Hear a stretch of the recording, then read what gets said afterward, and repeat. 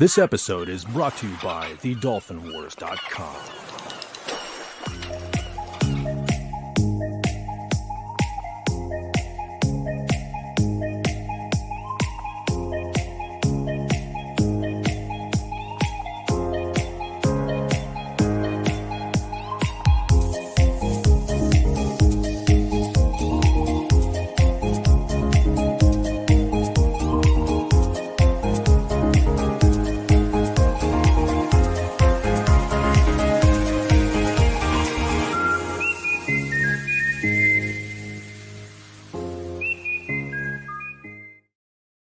Good evening, everybody, and welcome to King Dolphin TV, episode 299.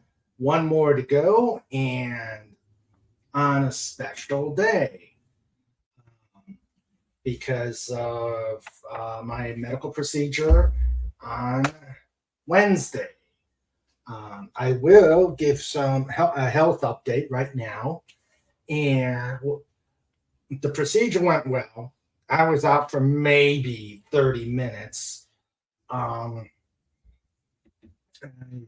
They did the biopsy. It went well, and they said there are some side effects. I will not go into those right now because this is not that type of episode. The biggest thing right now is the day before the procedure. Am I roboting? My microphone was giving me some issues here as it started. How's it doing now? Oh, let's see.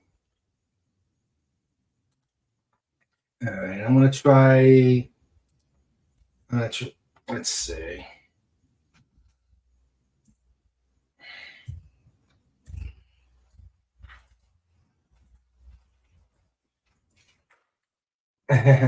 Huge jokes, huh? Max, how you doing? Do you hear me okay?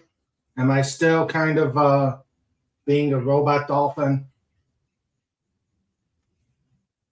Let's see here. Okay, you got me good. All right, cool. Okay, so we the day before, I had a bit of might have been a back spasm, but I did have some back pain on Tuesday, and then it got worse after the procedure.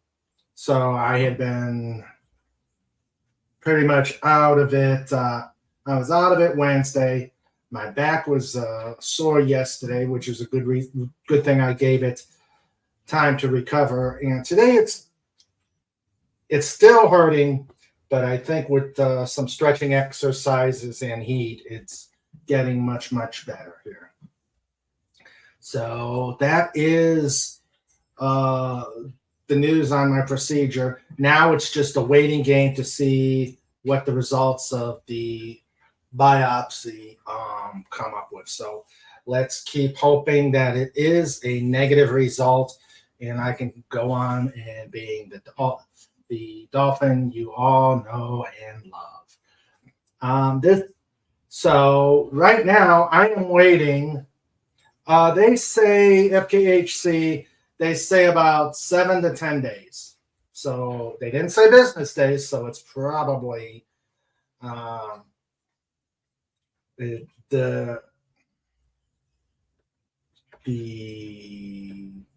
it's calendar days. So I'll find out the results. Is it a boy or girl?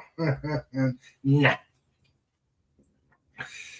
So right now we are waiting for Hungry Boy. The time difference is a big thing, and he kind of caught me. He tried DMing me as I was working, couldn't get on my computer. So we'll see what happens unless he's taking a nap. So let me go through my usual spiel here. We are on episode 299. We are on 299. Tomorrow is the big 300 episode. It's going to be huge, huge. I've got things planned for tomorrow, I think. I may just pull something out of the you-know-what. And again, remember, right after this, head on over to Friday Night Frolics and do a pod raid.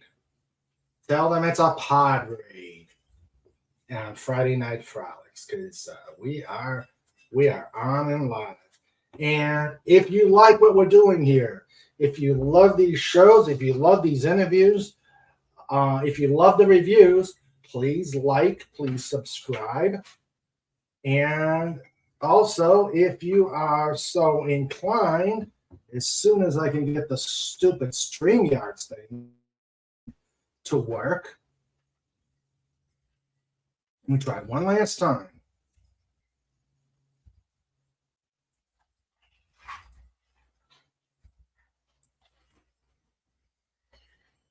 And tip. There you are.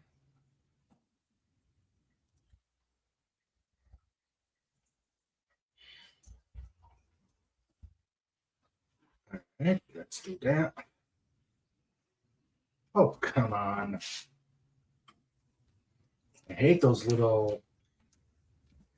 Oh, I know what's wrong. RN Feliciano came on. What? All right, there we go.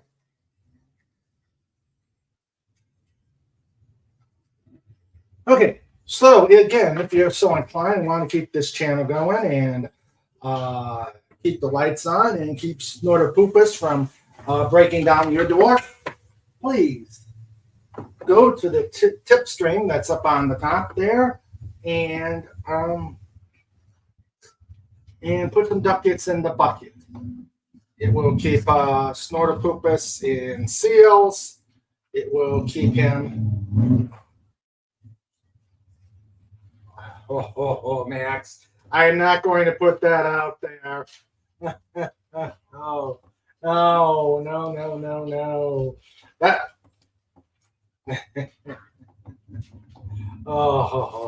I'm not going to go into that. I don't do politics. I try to stay away from current events.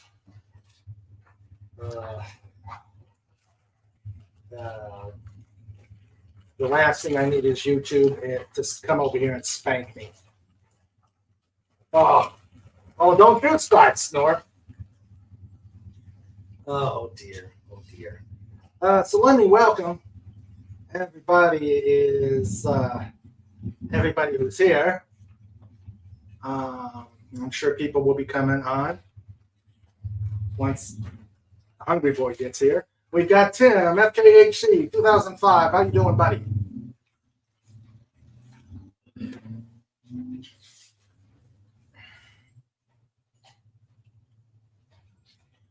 Well, I've deactivated it. I deactivated it for today.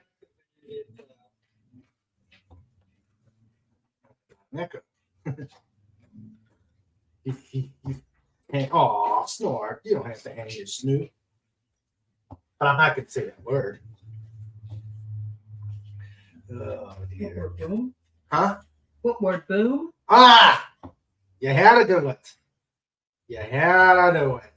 Hello, Starker Ryan. How you doing? Oh, okay. You said it. You guys said it. You said boom.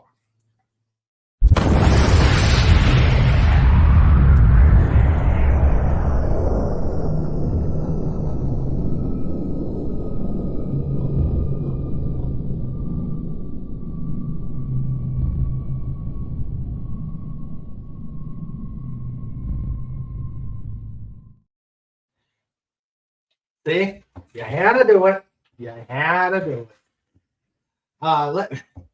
Let me welcome our amazing lifeguards who are out to keep shenanigans from going on here on this special Friday night, wave making Friday night. Well, let's start out with our producer, Sandra Feliciano. This is a Sandra Feliciano production, and love you, honey.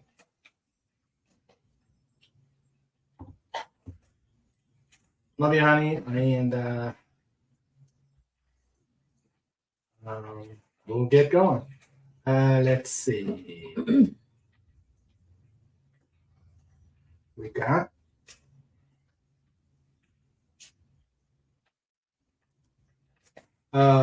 the first one in, the last one out. Look at us, Legion Eye. How you doing, buddy? We've got the Max Redstone. The Max Redstone. Here. That's your new name, the Max Redstone. We've got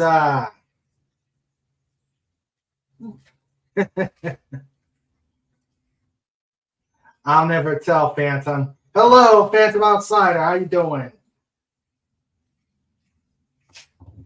Let's see. Hello, Lance of the Outcasts Creative. Thank you for being here. Enjoy your bedtime. Okay. Wow, people coming in. That guest of honor.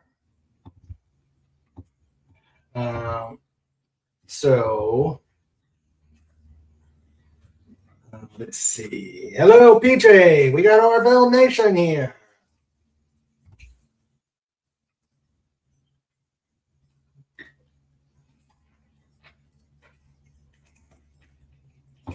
Okay. And the other... we've got Stark of Iron, who's working on things for tonight. And, of course, this guy we can't forget.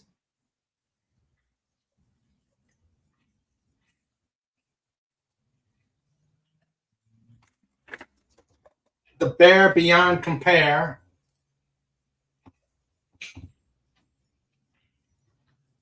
Sora Poopas! Cooper. Scream. Hashtag roar. Let's get this show started. Come on, hungry boy, get over here. You're late. You're late. Time is money. Money is time. Or money is seals. Whatever.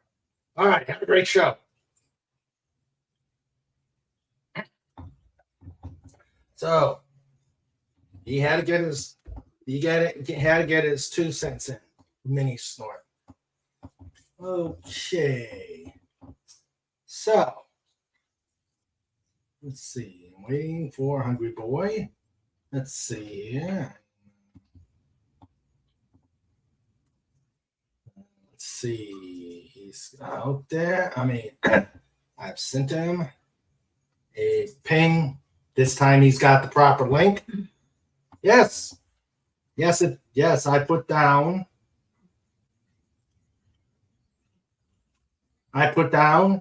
see you at 5:15 Eastern time. Legatus?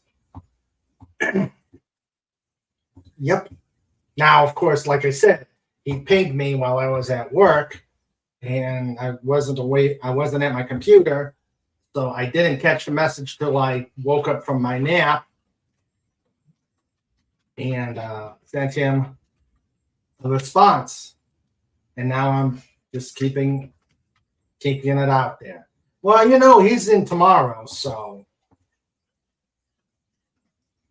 that's tough to do. I mean, we know from Carla Burton. Tomorrow.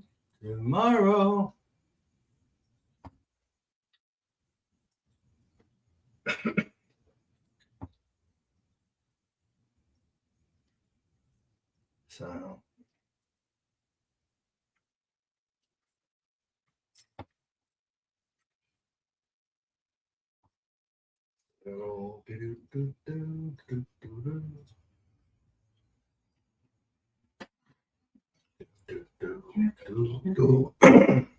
Another don't you repeat. Yes. Yes, you're repeating. Well, let's see. Banmouth Cider says, no word from HR today, and why would there be? Yeah, it's a Friday. So Monday starts week eight on abandoned leave and road to disability retirement, and don't think they're going to decide I can go back to work. Well, did you start your disability retirement paperwork? Or do you do something different there? You know, paperwork.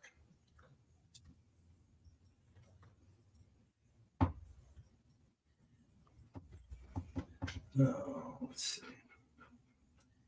Let's see. So please put a PO out there.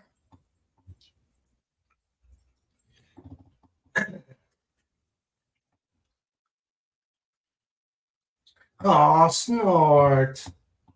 Well,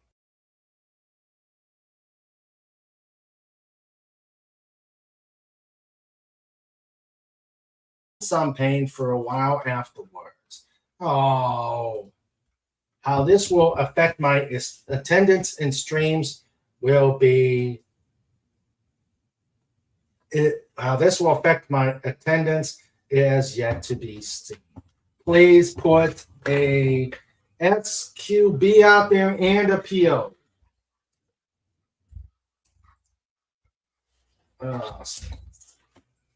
Snoring, I am so sorry. I hope it all goes well. We will be praying for you and sending healing bear vibes throughout the internet to make sure our favorite bear is 100%. And hello, Matt G. How you doing?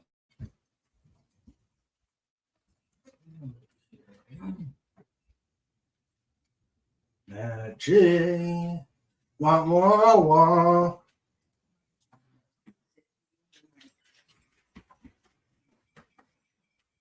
Trying to figure out what my new daily structure is going to be, as I'm a creature of habit.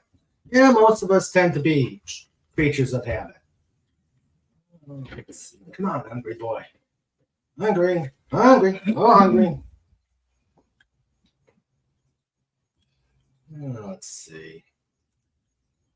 Hungry.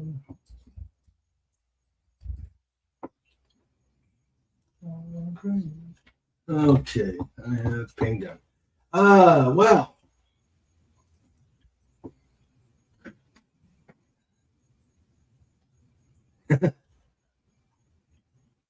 Ouch.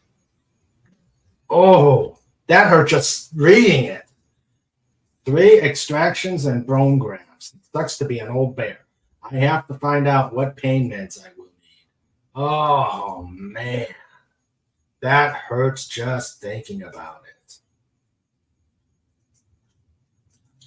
Oof.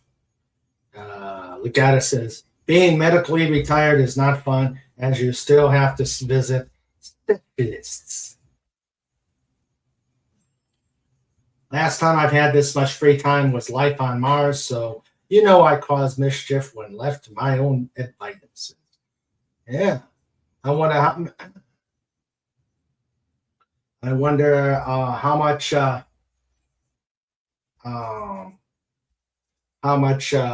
harassing of snort you're going to be doing now that you're going to be doing that. Having all that fun. Yeah.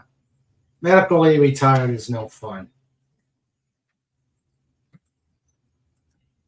Or you can have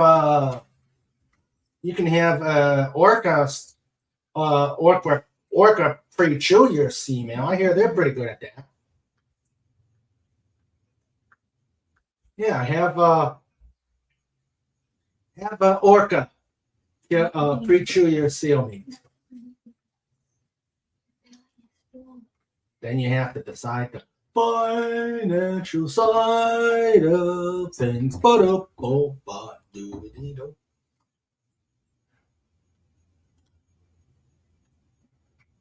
Ouch. Ouch, that does not sound good. My medical problem is arthritis in the hips and lack of, that's probably cartilage in the right knee. I get hot in hip, you mean shot in hips every 3 months, and same for the knee, about a week apart. Ow. Eep. Boy, we are just a big conglomeration of health issues, aren't we? Sandra's got knee problems. In fact, she's due a couple of shots coming up.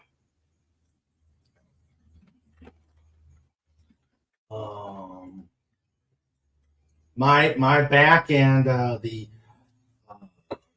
the uncertainty.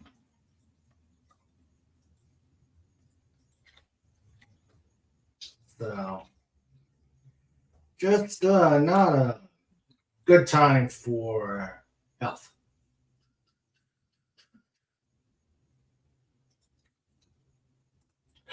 So,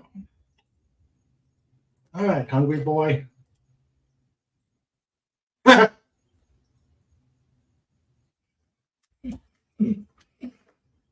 Trike.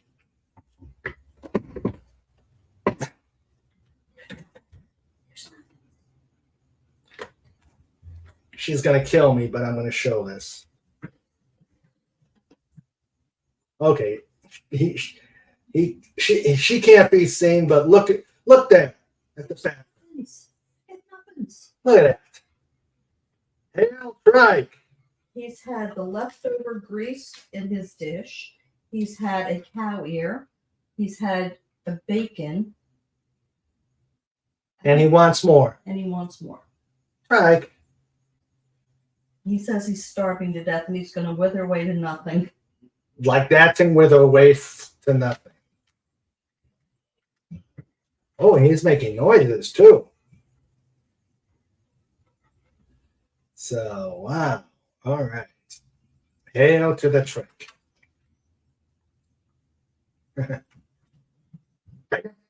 Yep, that's what he's saying. Ooh, let's see.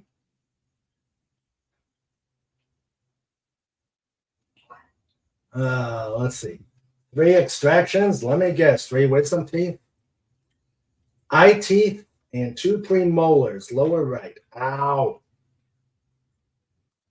This channel should be renamed the Walking Wounded channel. Yes. Sounds like a lifetime of physical therapy.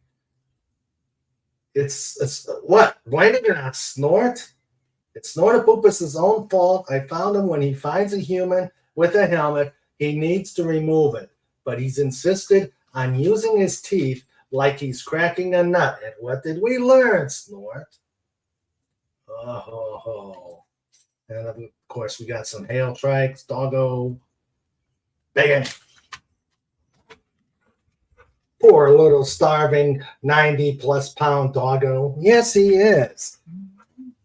And he's staring right into Sandra's soul. He keeps giving me his paw. And keeps giving him the paw. Move more slowly as the treatment wears off, but I still can get around. I use a cane just in case. I can't outrun a polar bear, but the anodized steel cane tends to discourage them. Oh, but Phantom, they use those as toothpicks. They use those are used as toothpicks. Okay. Whoa! Oh my! Wow, that made me jump. Oh my! How about a voice? That made me jump. Will that make you be quiet?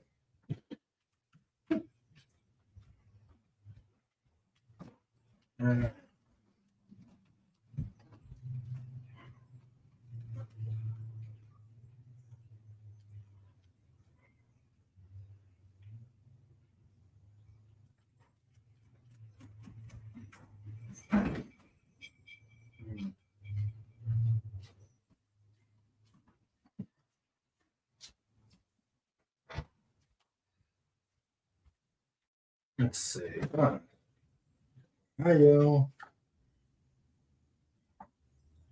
Ah. Hello, comic. Hello. Okay, where's Hungry? I don't know. I have the Oh. faintest idea. I just got done my live stream, and I thought, oh, okay, there's the link. I gotta get over to Raymond, and And here I am vamping. And here you I am are. vamping. Well, there you go. Yeah. Well. Oh man. Well, how's it feel to be the guy on the bench, the bench warmer? Right? Yeah. Well, that's okay. I'm okay to be a bench warmer. How you doing? Oh, not too bad, not too shabby. Hello, Good. hello, Legatus. Hello, Sandra. Hello, Snort. Hello, Phantom. So great to see you guys again. Yeah. Yes. Yeah, it's been a very interesting week. No kidding. Yeah. And yeah, it's had its ups and downs, but other than that, everything is a-okay. That's good to hear. Yes. That's good to hear. So yeah. So we got Phantom here, and so we've got. Okay, you take care, Max. Adios. See you tomorrow night. see you, Max. Yes. So we sell it. Don't worry about it, Max. Caps lock. You must be very, very. With great cap lock is great. Great responsibility. exactly. Mm-hmm. It shows excitement, not that you're yelling. True. Let's see. Maybe Hungary is figuring out the logistics for the Comic Relief's Crusader. Next lesson: painting the Sistine Chapel on the bottom of a boat underwater with one breath. Whoa! Exactly. You can do it. You can do it. Yeah, you're not allowed any scuba gear. No, that's right. All lungs, all the time. Yes, all lungs. All lungs. All time. Yeah. No, I shot Hungry a message, so hopefully he sees that. Hopefully he is awake. And well, he got me. He messaged me about 2:45 my time, as I was winding down at work, and I didn't get on my computer. At least my Dolphin computer. Right. And needed to get a nap because Doomcock's Frolics goes to the wee hours of the morning. Exactly. The wee hours of the morning. So have to really prepare for that. Yep. Which no, I just finished mine. It was like about, I don't know, over 3 hours long, and going through essentially 40 years of Transformer video animated history. So by showing a few movies. So some of which have not been seen by a North American audience before. So a lot of the Japanese stuff. Yep. Oh wow. Cool. Yep. We did Transformers the movie first, but we did what I call the Phantom edit, which is slightly different than the original animated movie in the sense that with it, instead of the original soundtrack, the Star Wars music is added, which makes it even more dramatic and more fun. Yeah. And then we did a very rare video that not a lot of people have seen, even if they watched the Japanese series, of the Big Book of Master Force from Super God Master Force, Transformers Super God Master Force, and then Transformers Zone, which is like pretty much the very last animated movie that was kind of produced, which was straight to video. And then we ended off with a Beast Wars movie, a Japanese Beast Wars movie. So to me, Transformers ended with the 80s animated. yeah, I could not get into any of the various Beast Wars, Energon. No, it's the OG Transformers the TV series. there you go. Yeah, even I do wish though they could have gone more into the Headmasters, because I had a few of the Headmasters things in. Well, they did in Japan. That's the thing. It continued in Japan with 35 episodes.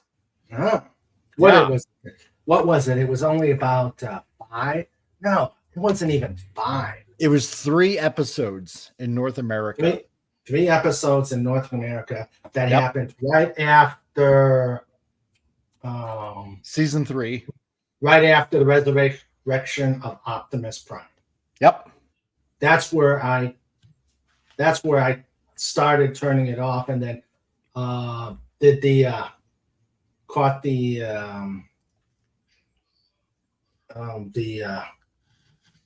those 3 episodes, and that was a stupid premise. Optimus talking to a human kid about it. I'm like, what?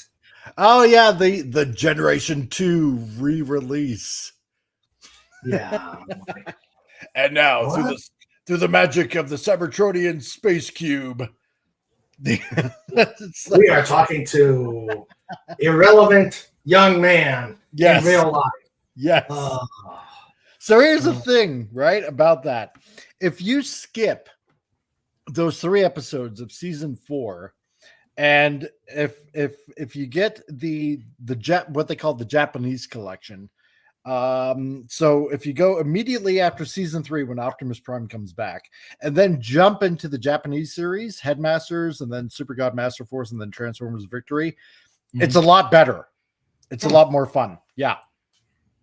So because Cybertron ends up getting blown up in Headmasters, and so does the planet Mars. That gets destroyed. Like there's wholesale destruction, and Earth almost gets wiped out. And yeah, it's a lot more fun. Nothing like mayhem. Hello, Herc 130. Hey, hello. What's Okay, up, dude? Okay, so let us go to the subject at hand as we're waiting for comic relief Crusader, because we were going to talk about prog rock, progressive rock, the phenomenon known as progressive rock. Did I get him? Stupid mosquito. To which I am a virgin to that. Man. Thing. We may have to. Oh man, what? Swatting a mosquito? Kind of, yeah.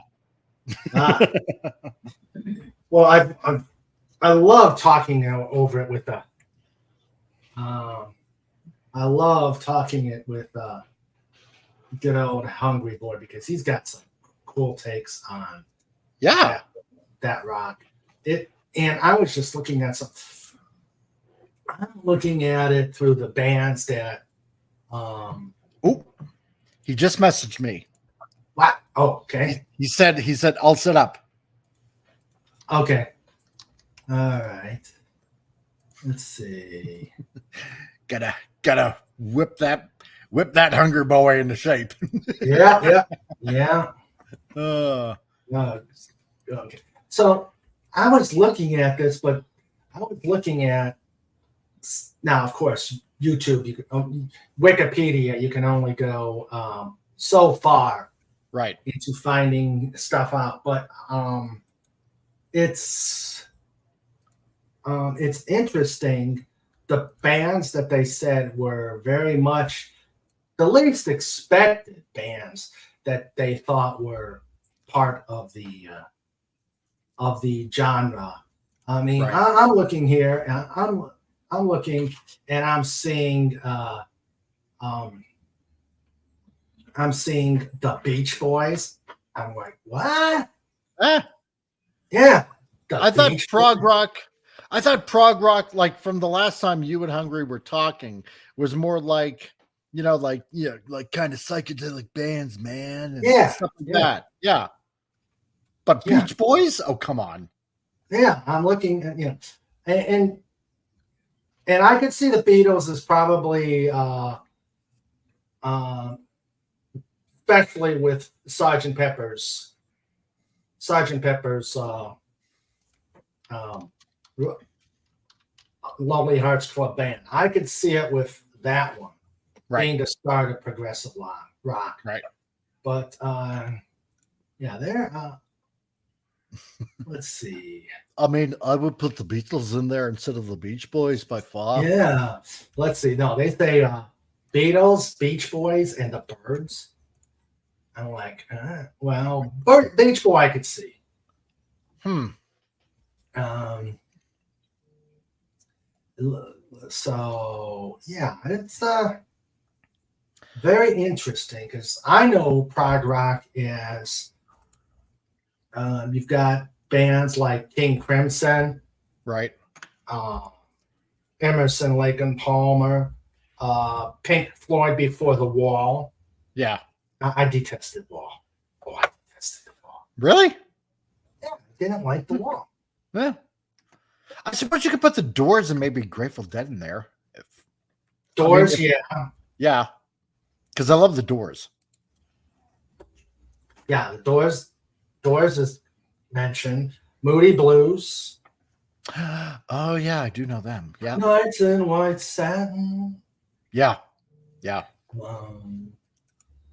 Let's see. Jethro Tull, of course. Right. Some say Genesis. I can see Genesis in the earlier days. Really? See, that's the thing. I have never, because I'm a kid of the 80s, right? And so Yeah. I don't think That's I've where ever... it started. That's Yeah. where it started converting. Okay. See, Yeah. because I've never heard of any of Genesis's early stuff, like before the 80s. Yeah. Yeah. So yeah, I think the 80s really changed the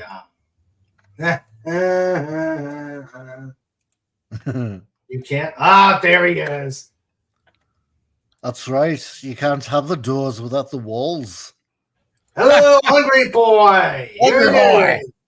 Hello, guys. Hello. Hi, guys. Okay, so two things. Number one, Oh God. 8 a.m. is a bit early for me on a Saturday, and also, StreamYards hates me, and I'm also having to use a relatively new MacBook, and we don't have real USB ports on MacBooks anymore. Believe it or not, we got those tiny. We have those tiny little shitty USB ports that you have on mobile phones. Oh, right. The horror. Right. And so sometimes it takes me 10 minutes to plug in the audio interface that I use with my XLR mic, right? And get it to work. And so it's just like, no, we don't like it. No, we don't like it. No. It's like dating a prom queen. No, don't like it. Okay, now we like it. Now Well, you're here, and I welcome you to this special Friday night episode. There we go. Thank you very much. Sorry I'm late. Well, I thought it was me at first when you pinged me at about 2:45 my time, and I'm over there going, I don't get on my computer until later on because I was working. Yeah. So, but you're here. Let us. So everybody's got to remember, despite my accent, I am on wombat time. Okay. We're like 17 hours ahead of the USA, and Yes. so that means the beginning of the evening for you is like 1 a.m. for me. True. And with the insomnia crap, I mean, look, I sleep, and this is the horrible thing with insomnia. If it happens really badly, and you also have a deaf ear on top of it, okay, Oh my God. do not roll over on your good ear, because you will not hear the alarm. You know what? Here's the funny thing. Because Raymond, like your time is like about, a little after 6 right now. 6:12 p.m. Yes. Yeah. So we got Raymond in the evening, Hungry in the morning, and me, it's still like 4:14 in the afternoon. So we got all three. Covered. Oh my God. Yeah. The Raymond Show is a TARDIS. Yes. Yes. Big inside. So the Totally Prog. This is totally Prog. We're bending the laws of time and space. Of course we are. So Hungry has to introduce himself. Greetings from the future. No. It's more along the lines of Futurama. I don't think I want to live on this planet anymore. Oh my. Phantom Outsider says, Hungry, what's today's lottery tonight at the States? Yeah. I look. I don't get me in trouble with my own government, but I don't really support the lottery. I think that is a bloody scam on poor people. I don't like it. Well, Now, here scratchies, that's different, because scratchies can work. Okay, scratchies can work. I had one rally who actually got $20,000 out of scratchies, and he only bought scratchies for maybe like a year and a half. He got 20,000, and he said, I'm done. Right. But there's if you want to gamble on something, and Raymond understands this, gamble on appreciating music and buying music. Good point. And on that note, I was schooling Comic because he actually admitted not to be much into the prog rock because he's a kid of the 80s. Yes. So I was doing some schooling of him, and also kind of to prepare myself, I decided to use the suspect research source known as Wikipedia. No. And I was surprised to see some of the interesting bands that were considered prog rock, and that even made me not take much into Wikipedia at all. I mean, you might as well said Snopes. Yeah, Snopes. I remember Snopes. Oh God, we're so old. Oh God. No, we're not old. We're learned. Okay, vintage. We're vintage. Yes. Like fine red wine. Yes, of course. Yes, a very good claret or Shiraz. Yes, Yes. That's right. Or Riesling. Riesling is mine. Yeah. Riesling's okay. I don't. This is gonna sound woke, but it's not. I don't drink white wine. I'm not a big red wine fan. Oh, I am. Yeah, person. But red wine. The thing with red wine is, and I'm not sure. I'm not sure if it is because of, and this is a Prog thing to say. There is a certain aspect of the grape skin that gets into the wine, but it can give you one hell of a headache if you're not careful the next morning. It does. Not even if you're drinking less than too much. I mean, you might drink only 3 glasses, but if you're not careful and you don't have a hell of a lot of water the next morning, you have to be very careful, and that's like reading too much on Wikitardia. Wikitardia. Yeah. Oh, I don't disagree with you, my friend. The red wine hangovers I've had. The red wine hangovers I've had were the closest I've ever wanted to do to go totally stone sober. I know. I get you. And the other horrible thing about a red wine hangover, and this is far worse than other kinds of hangovers, and that's from my youth. But by the way, ladies and gentlemen, I have not had a hangover in 7 years. Oh, all wow. right, yeah, 7 years, and I really don't miss them. But a red wine hangover will last all day long. Mhm. Oh, wow. Really? Yeah. Yes, even This is though why I stick to beer.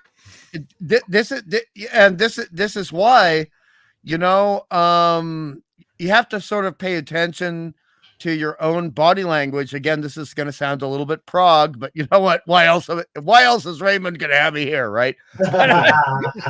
Sci-fi and Prog, and they're interrelated, as we talked about, right? Sci-fi and Prog. Sci-fi is in a way the godmother of Prog, and with certain things that happen with your body, you have to look at the ingredients of what you're taking into it to understand the effects that happen to your body. And it just amazes me that such a small alcohol content can cause a hangover that will last for 7 hours when you wake up. Mm. 7 hours. So clearly it's not the alcohol content. Clearly it's something else. Yes. And therefore a good scientist or a good prog musician will analyze and try to deduce what is the cause, because it's not the alcohol content. Mhm. It's the brain. Yeah. Well, it's the brain, and that one element I can't remember that has to do with the skin of the grapes that might react very badly with you. Yeah, sulfates. That's it. Thank you, Sandra. Yes. Sulfates. Yes. Thank you. Exactly. And some people have a sulfate allergy. And I was told in the 80s by a doctor I had a sulfate allergy, but it was the 80s, so that's a long time ago, and I forgot. Due to drinking lots of wine. No, not lots of. I'll be honest. There are 2 times a year where I have a bottle of red wine, 1 bottle in an evening, and it will last between 6 p.m. and 2 a.m. and then I call it a night. But I remember to drink a lot of water. A lot of water. Yes, that is important. Yeah. All right. Okay. So when I was looking through this, I'm like, I heard that I saw this, that somebody actually considers the Beach Boy as prog. And I'm like, yeah. Oh,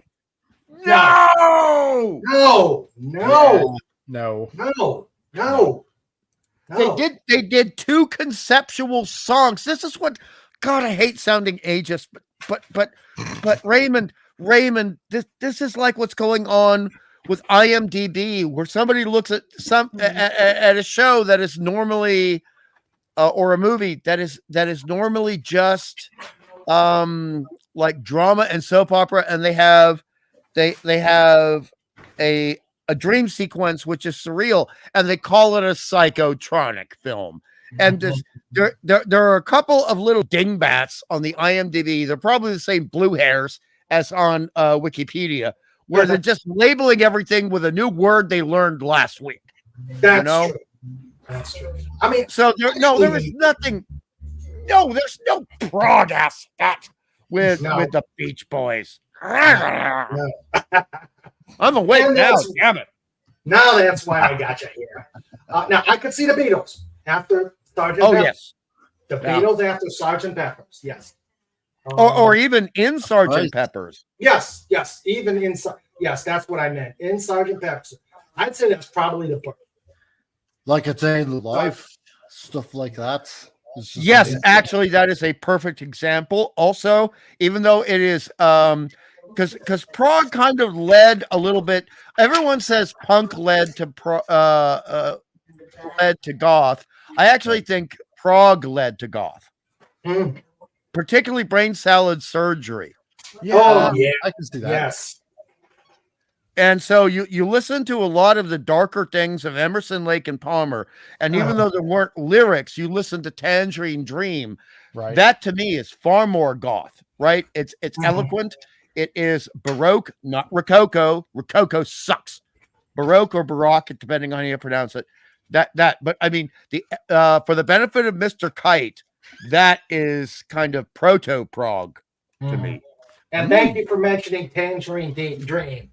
Yes. When it always when I see Michael Oldfield, Tubular Bells, I always look. Okay, what's the other band like that? What have I seen in Sorcerer?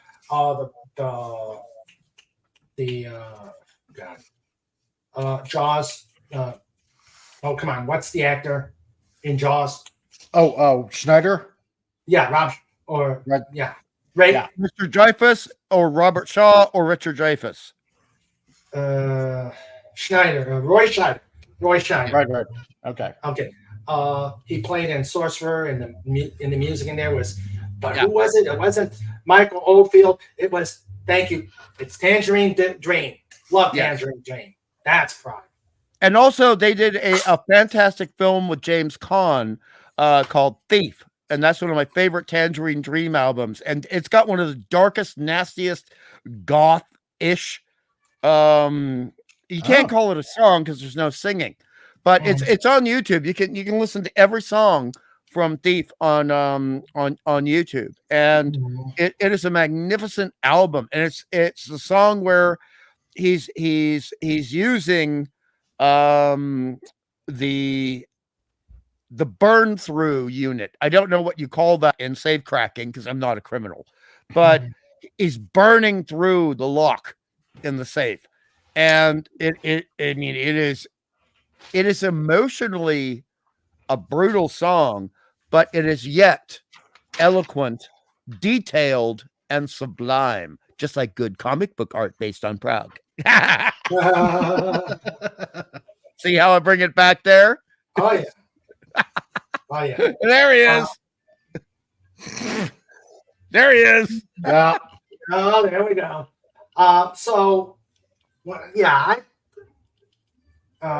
It's just amazing that YouTube.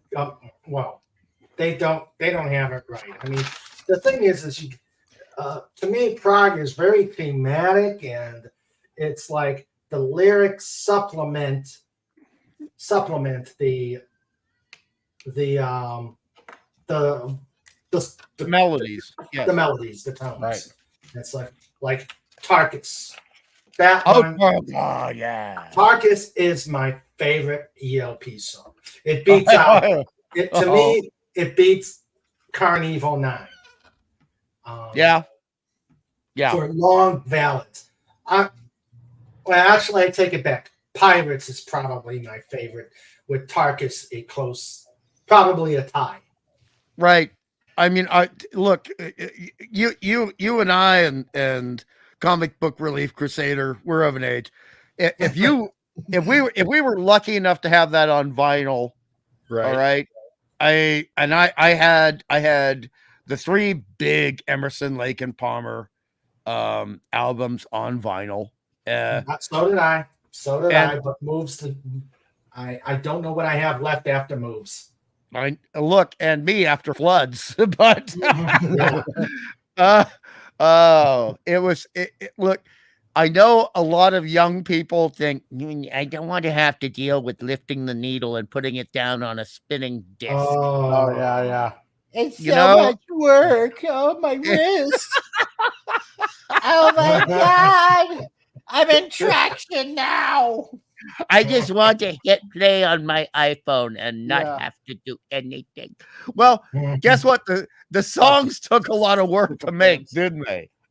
Yes, they did. Yeah. Yes, they did. And and Raymond, you understand? I mean, they were coming up with new. This is why I always relate prog to sci-fi. They were having to create the methods of making the musical tones for the electronic music while the music was being made. That's true. I'll give you that. Yes. Because I'm glad that my wife introduced me to listen to Tangerine Dream, and I'd never listened to it before. Yeah. And I'm just and this song was going on for, oh God, how long was it? Like it was like quite a while. 7-minute one. Yeah, it was the 7-minute one. And I'm listening to this and like, wow, this is good. This is really, really good, you know. And then it starts to lead into some of the stuff that came out in in the early 80s, like what was it? The art of music or art of sound? Art of sound. Yeah, getting into that kind of stuff, and I'm like, wow, this is, it's like the evolution of music, one leading into the other, and I love that when you can like trace it back literally. Yes. So that's now that actually exciting. That brings up a very good point, CRC. And I don't know if Raymond is going to agree, but I have tried to listen to what people consider. Oh, and by the way, hello, Anti-Derivative Jill. I'm very glad you're here because we are going to. Hi, Anti-Derivative Jill, and hello, Kimberly Ann Hart, a newcomer. That's a great name. Yes, Kimberly Ann Hart sounds like a name that should have been a very, very successful actor in television from 1985 to 1995. And now, introducing Kimberly Ann Hart. Yes, welcome here. Please subscribe and definitely like the channel. Yeah. Now, the thing that I find not questionable, but something to ponder. And if you like prog, you like to ponder things. You like to weigh things up in your head. You like to consider intellectual and emotional elements of things. That's what the music is about. That's why we love it. Just like Kate Bush is not prog, but she's kind of in the 70s, she was kind of prog adjacent, if you know what I mean. Right. And I love the first 5 albums of Kate Bush. I love all her albums, but I love the first 5 best. But the thing that I really notice is, and I'm going to sound a little naughty here for a moment, okay? But with musicians, when, shall we say, the naughty chemicals they tended to imbibe changed, the music changed. Yeah, true. So, and your lovely better half, Raymond, she'll know what I mean because she's got the medical background. So when you're taking things into your body that really mind affect altering. you. Pardon? Mind altering. Right. Yeah. So, I mean, if you're doing the shroomy woomies, that's one thing, right? But if you're taking stuff that is made by some half-wit in a basement with 5 chemicals that were ripped off by somebody, then there's a much more aggressive but not as progressive, which is where the word prog comes from. There's not as much a progressive sound. There's not as much consideration coming into it. And I think that the lackadaisical recreational chemical culture, if you know what I mean, and the changes between 1969 and to the past 10 years, I think that's why I don't really enjoy modern prog as much as classic original prog. I would not disagree. I would not disagree at all. And you can talk about other musical cultures as well. And I mean, I don't even need to explain it, but we know there's this thing in California that was going on since the 80s called Reggae on the River. Well, we know what substance they like best, don't we? No. And therefore the music is a little bit slow, not asking you to think. That's impossible. Come on. But I like it. but I like it. Yeah, exactly. And a lot of munchies, you know. Yeah. Oh yeah, That's right, man. yeah. But with real prog, all right, real Yeah. prog, you don't even have time to recognize the fact that you're hungry. You're just so into the music and being swept away by these sounds and these rhythms and these tones that have been created by new technology that didn't exist before they recorded that song. That's true. Yeah. That's true. The Moog synthesizer. The Moog Oh, I love the Moog. synthesizer. I love, and it's actually pronounced Moog, believe it or not. Moog. Moog. So it's half O, half U. Moog. Moog. We say Moog. It's just easier for us, but it's a very strange element of how, again, getting into sci-fi, how audio tones will affect the body, and therefore that will affect the mind. True. And that is why this is particularly for you, comic book relief crusader, why music was so integral to me making deadlines for over 10 years. Yeah. See, and that's why it works with me, because, you know, usually what really ends up kicking me into the mood to draw is certain kind of music, right? Like, and I found that, you know, especially lately, I'll put on and I will put on like the Raiders of the Lost Ark soundtrack, right? Oh, because there's because there are certain melodies to it, you know, and the way it ends up, you know, very soft and easing into it, and then it just crescendos, and then it comes back down again, and then you know, up and down, and I find that it just gets me pumped up. It just certain types of music end up getting me pumped up and excited, and you know, you get in your happy place, and I just find it a lot more fun when I end up listening to certain types of music that way, because then it gets the creative juices flowing, which I like. Well, that is very good, and thank God that's one lesson I don't have to teach you. No. Just kidding. Yeah, no. No, because you know, I come from you know, my dad, he was a musician on a on a television show in Australia, actually, when he lived in Australia at the time, in the in the 60s, in the mid to late 60s. I'm trying to remember because I have his album right here. Let me see. Let's see. I'm you know, because he was from Austria and Australian, who's an instant success in Australian show business. Oh, it doesn't say here. I'm gonna have to ask my mom and dad again. But anyway, and the only reason my mom married him is because he had a fancy schmancy sports car in Australia. So they got married in Australia, ended up moving to Canada. So yeah, she was more interested in the car than him. Look, back then all the way to the 80s. Okay, Yeah. so that's a 20-year stretch.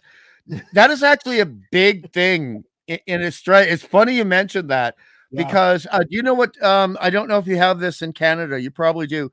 Do you know what protectionism is for industries? A little bit.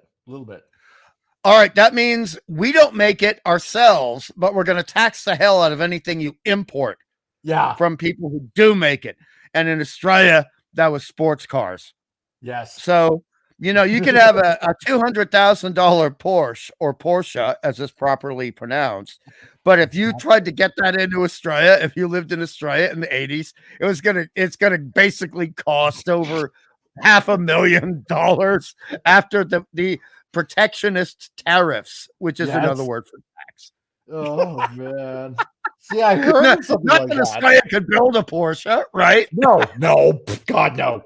You know, but that was the thing, right? Because after my mom went on a date with my dad one time, he hadn't seen her for a year until he accidentally ran into her And then they started dating again, but my dad didn't have the car at the time a year later.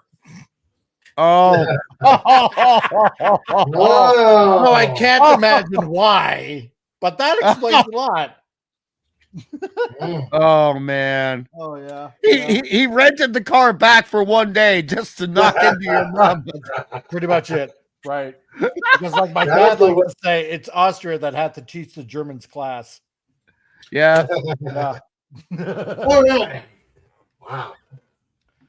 So, I can never complain about Austria though, because one of my favorite actors in all the world came, and I'm not talking about Arnold, came from Austria. One of my favorite actors. Although technically when he was born, it was not Austria, but he had a certain voice. He had a certain voice, and he got used as the basis for Ren and Stimpy for Laszlo Lowenstein. His real name was Peter Lorre. Oh, yeah. Nice. That was a good Peter Lorre. Yes. He was not German, as most people think. He was actually born in what is now known as Austria. Yeah. So he was part of the Austrian Empire. The Austro-Hungarian Empire. Yes. He was the I mean, luckily he was smart. He saw the writing on the wall in 1932. and got out. And he's like, I'm out of here. he made it to England, and then he made it to America. And that's when he started doing the Mr. Moto movies. Mr. Moto. Ah. Yeah. So he All started right. he started playing an Asian dude. And well, luckily for us, people recognized his abilities in other areas. So we get him in Casablanca, and we get him, most importantly, in the Maltese Falcon. The Maltese Falcon. Yes. All right. And he was the perfect. I don't even consider him a henchman. I consider him a second villain to the Fat Man. The Fat Man. No, the bird, Mr. Marlowe. We must get the bird for the Fat Man. Get the bird. Yes. Excellent. And then he did one of the best horror films of all time in, I think it was 1948. Maybe I'm not going to look it up on IMDb. I don't like cheating. But it was between 46 and 48, and it was a film called The Beast with Five Fingers, which was the first major dismembered undead hand film. So, some guy dies, his hand gets cut off, and the hand says, I'm going to get revenge on you buggers. And the hand finds people and chokes them. Ooh. All right. Thank you, Snorty. Thank you. Peter Lorre, Rosa Hegi, Kingdom of Hungary, Austria, Hungary, now Ružomberok, Slovakia. Oh, okay. Cool. Yep. Hmm. Hey, let's face it. Lines on a map change every couple of decades, right? Yeah. Uh-huh. Indeed. It's like some parts of Italy were part of Australia, and then it went back and forth for decades. Way Right. back when. Yeah.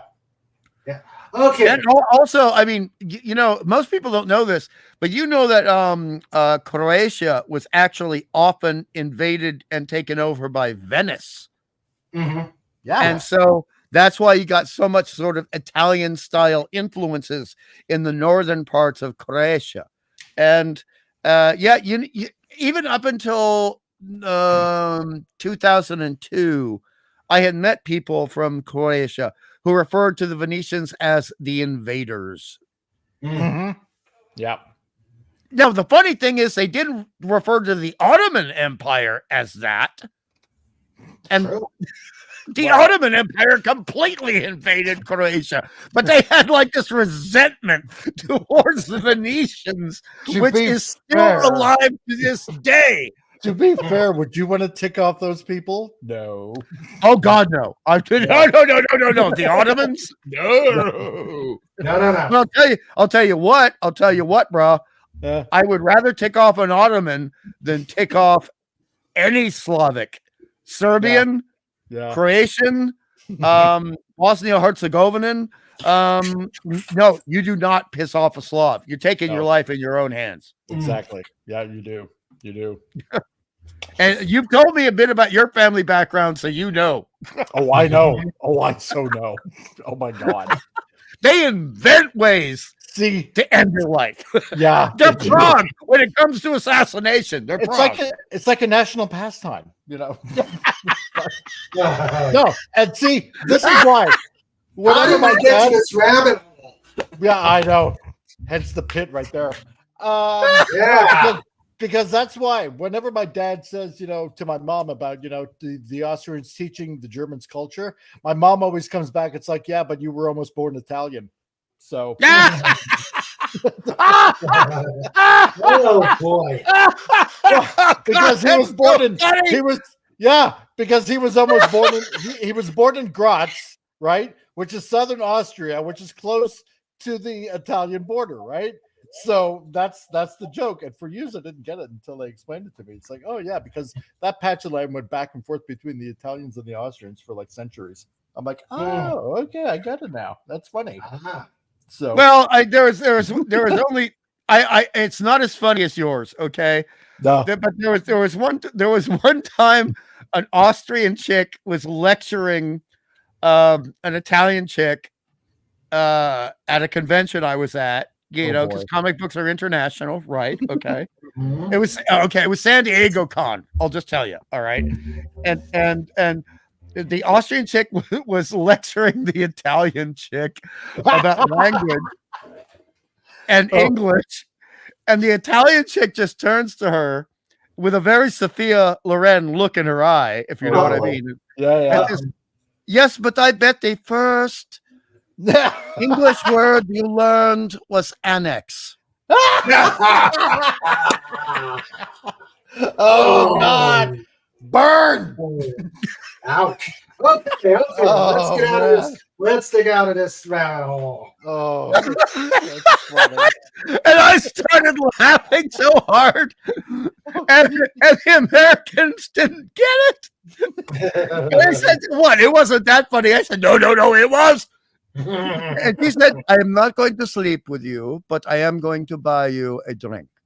At least you got a free drink.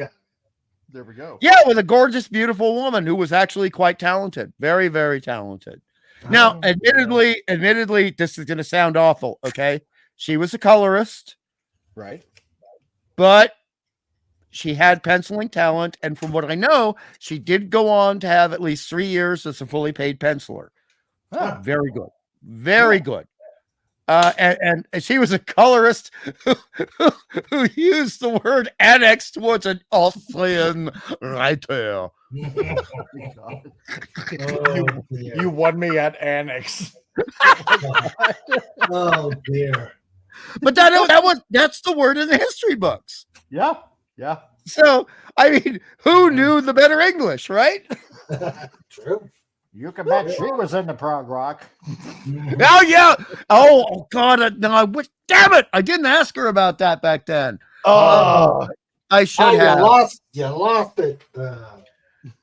I was just so impressed with her intellect. I mean, I was a dumb, innocent bunny back in 1993, man. I was an idiot.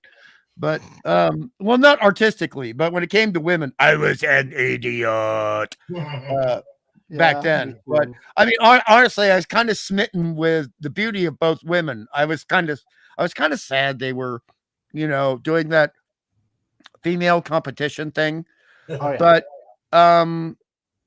also, writers in comic books do not like it when anyone who's doing the lower levels of effort are showing off their intellect, and they fail to take into account that even a colorist might know more academically or historically than they do.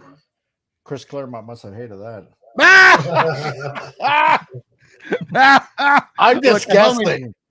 I've only met him. I have never worked with him. Okay. But actually, I don't think Chris Claremont would have complained about anything because he's a kinky little monkey. Oh, I don't want to know. No, you don't. I do. I'm not going to say it publicly, but no. Yeah, But I'm in enough, also to be I'm in fair, enough trouble with YouTube. Okay. but Raymond, see, I'm gonna bring it back here. Just like a prog song starts at one level, moves to another level, moves to three other levels, and brings it back to the coda of the song, right? So I'm gonna bring it back to the coda. The thing with Chris Claremont is he was one of the very first gung-ho polycultural people in comic books, going back to 1977. And he was the person encouraging not what other people complain about in comic books today, but having new characters be created of different ethnicities and different cultural backgrounds. And everyone remembers him for the X-Men, right? But he did Star-Lord with John Byrne before they did X-Men together, and he did Iron Man, Luke Cage and Iron Man before Marvel allowed him to do the X-Men. Oh, Wow, I must have Yeah. missed that. Oh, they were great. They are extraordinary issues. And he was doing it, and then Marvel was being kind of sneaky. Okay. And they said, Right. we got this new artist we need you to team up with. We think it'd be a very good idea. His name is John Byrne. He's from Canada. Right. And that is how they started working together. Ah. okay. And so they did at more than Fanty will know about this. And then Fanty, speak of the devil, Yes, shall appear. yes. Oh And my now god. you- and It now you- does. It does. It makes so much sense now. Oh and now no, the I'm not. introduction of the Hellfire Club makes even more Yes. sense. LOL. Emma Frost. Sebastian Shaw, Fanty. Sebastian Shaw. Oh my god. Oh, I mean, as a kid, well, a young teenager, because I'm older than I like to presume. I was reading those Hellfire Club issues of the X-Men Fanty, and I'm like, this is still a comic code book, right? Yeah.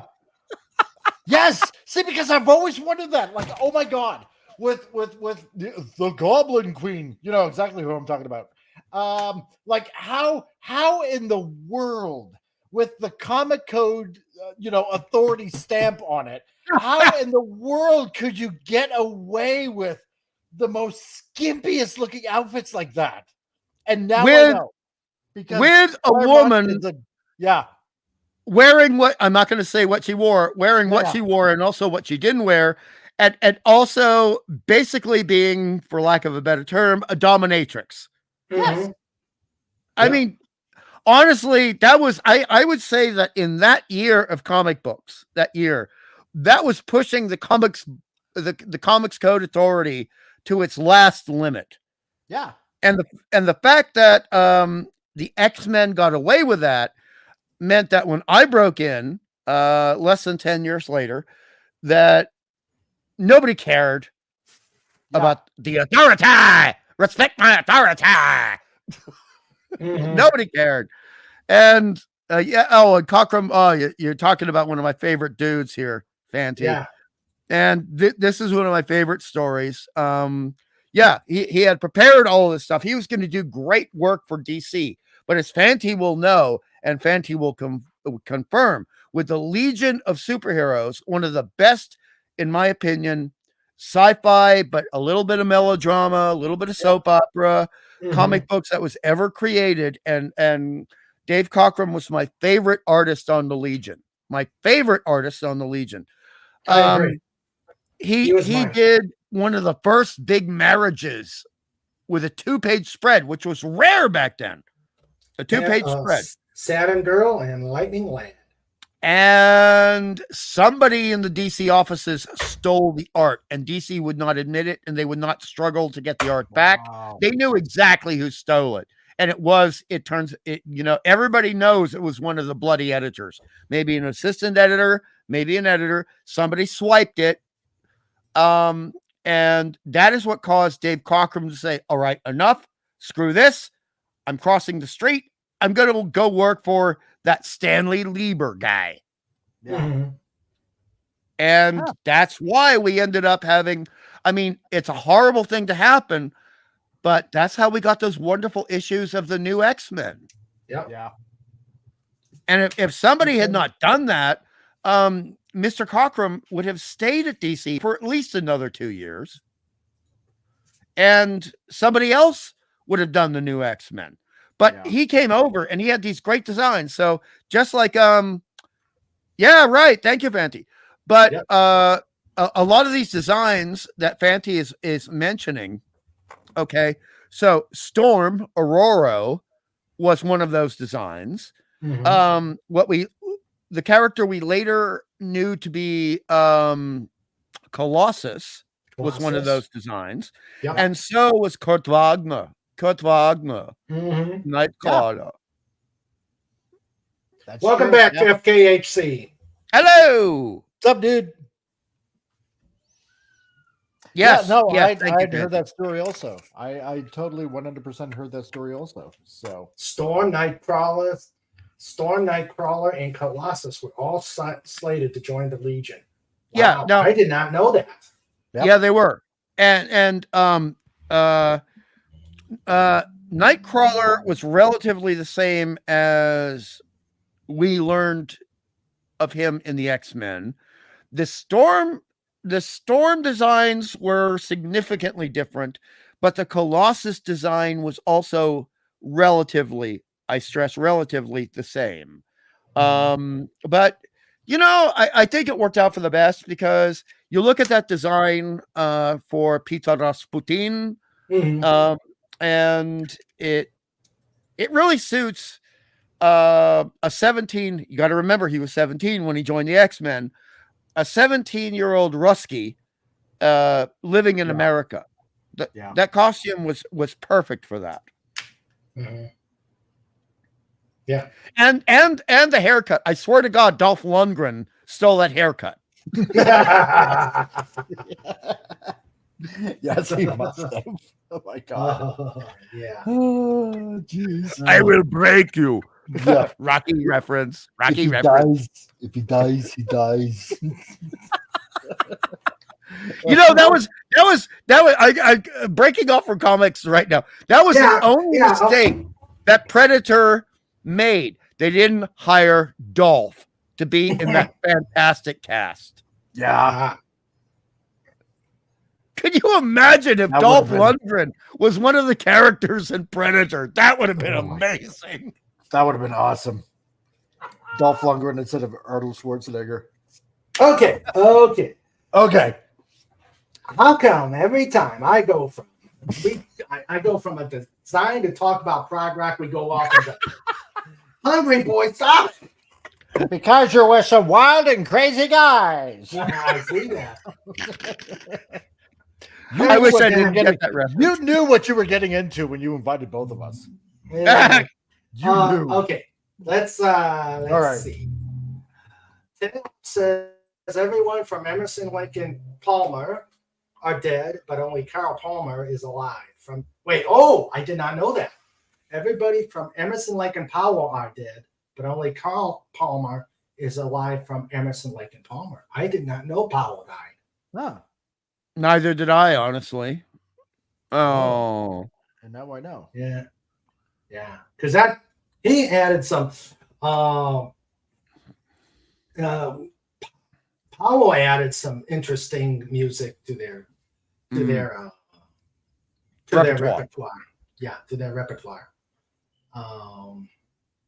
His touch and go is absolutely magnificent. Yeah. Let's see. Oh my God, there's so much that. And I hate Apple. I hate the Apple Store. Well, actually, I'm not overly fond of the new model cars because I've got the definitive Emerson, Lake and Palmer set, the Return of the Manticore, four discs of magnificence. Mm-hmm. And I can't take it into my car because the cars since 2010 are only adaptable to iPhones or podcasts. What? Yeah. Yes. That's lame. My Sandra's car doesn't have a CD player. My charger doesn't have a CD player. What? So it's an evil plot from Apple to get you to purchase the music. Oh, that's bull crap. And this means that Apple is anti-Prog, Raymond. You realize that? Because Prog is about innovation and expanding the consciousness, even if you shouldn't expand it into certain areas. That's the nightmare section of Prog versus the dream section of Prog, if you know what I mean.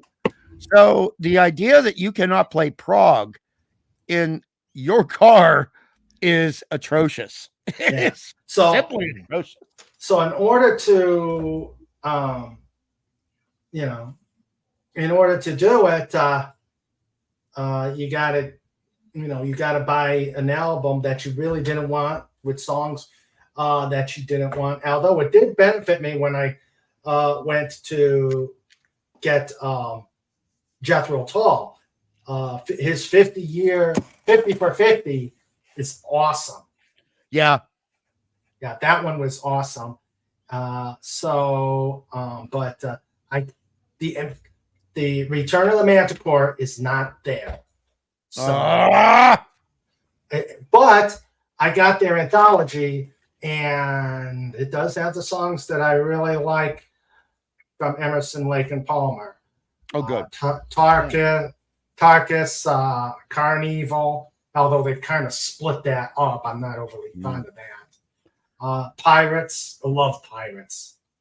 How about Frank Zappa? I have never been a big Zappa fan. I did own Joe's Garage. Right. I did own Joe's Garage, but that's about the only album I owned from Zappa. Well, I mean, to be honest, Zappa did about, this is according to recollection, about 3 songs we could qualify as prog, and certainly in the psychotronic arena. But in general, he was more of an experimental musician. Now, obviously, experimental is what is necessary for prog, but that does not mean that an experimental musician is by definition prog. True. Okay. True.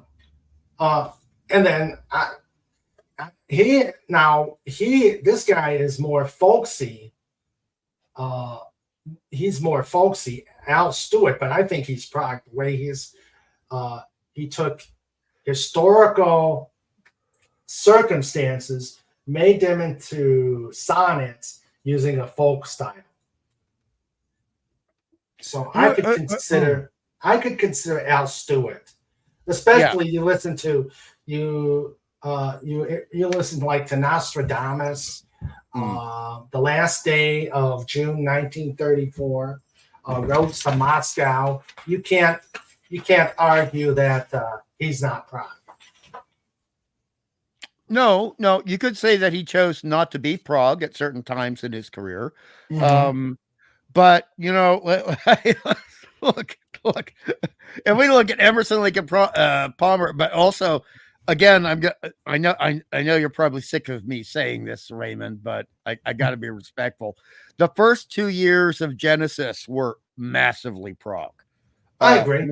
1969 and 1970, they were a prog band, and then Peter Gabriel basically decided to spread his wings, so to speak, and then only 2 years later, maybe 3, he decides to go off and do his own thing. And Genesis still did some prog songs after that, a lot of prog songs, but certain people, they have the prog spirit in them for a time, and then I think the industry says to them, I don't think this is accurate, I'm just saying what the industry says, you have to grow up, do something new. Yeah. Do something fresh. Mhm. And I mean, that's how we got Sledgehammer, right? From Peter Gabriel. I like I got- Sledgehammer. I like I do Sledgehammer too. too. It's not a Prog song. No, true. But that He you know never- what? And that's the thing that I mentioned to Raymond earlier, right? Because I've never listened to early Genesis. And my wife, on occasion, whenever a Genesis song comes up, it's like, yeah, I liked it more when Peter Gabriel was part of Genesis. It's like, what? Like, I've never heard this before. Oh, like, never. Oh, dude. Oh, dude. Oh, Serious. okay. Dude, you have to listen to the song called The Knife from their first album, Trespass. It is one of the most Prog songs I have heard in my life. Okay. And it is brutal. And you listen to the lyrics, it is, I mean, Raymond knows it is a brutal song. I Thematically- actually haven't heard that one. What? Yeah. Holy crap! It's on YouTube. It's on YouTube. You can listen to it today after we get off air. Okay. Knife. Genesis knife. Okay. No, it's not Knife. It is The Knife. Okay. That knife.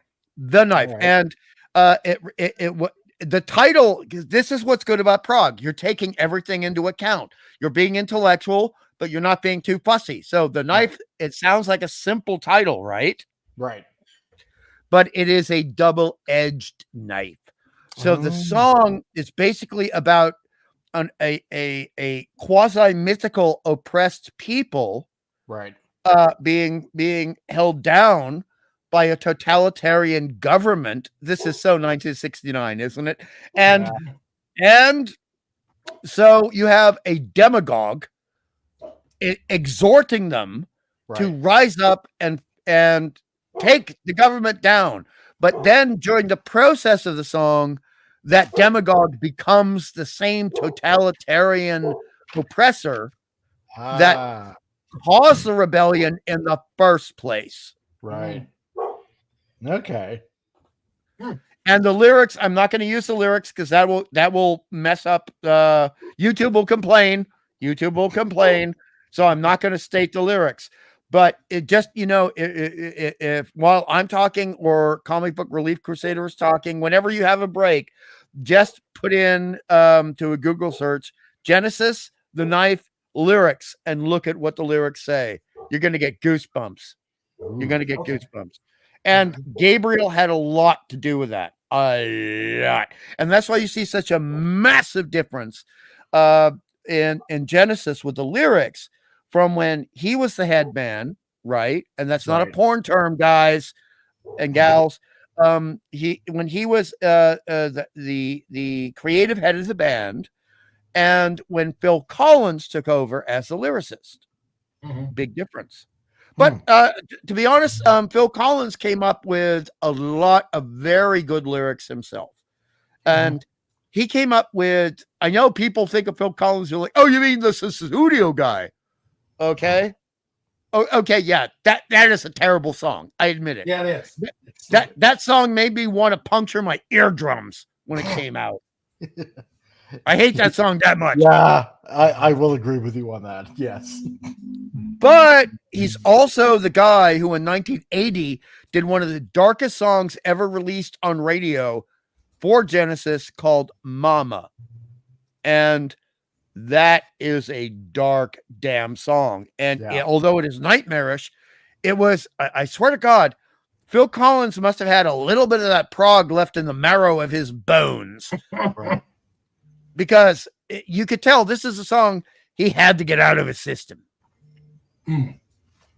And with the song Mama, do not listen to the lyrics too carefully. Don't do it. It is an evil, nasty song, but it is beautifully requited and beautifully produced and beautifully executed. Interesting. But listen to The Knife, guys. Okay, when we're done with this, listen to The Knife. You're going to thank me. You're going to thank me. But also, there are three other magnificent songs off the album Trespass, and one of them is so Prog, but it's also So, I mean, it's pretty obvious Peter Gabriel grew up with Lord of the Rings and The Hobbit. Okay. Yeah. And it is a song about sentient wolves. And one wolf is being challenged in his position in the pack. And it's all from the point of view of the wolf. Deep crap, dude. Deep crap. I miss the 60s so much.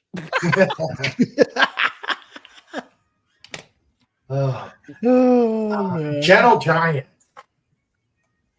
And for the work you guys are doing together, which I mean, this is public now, right? I'm not telling tales out of school. Right. Yeah. So you and Raymond are on a project. I'm allowed to talk about it now, right? Yes, you are. Do it. Okay. I cannot think of a musical genre that will assist in the illustration and the writing of the story more than classic prog. Ooh. Huh. Interesting. Hello, Fez and DJ Play Nice. Hello. Aside from what I refer to, and you have to understand, I dated some goth chicks. Okay, right. All right. We all make mistakes. It's okay.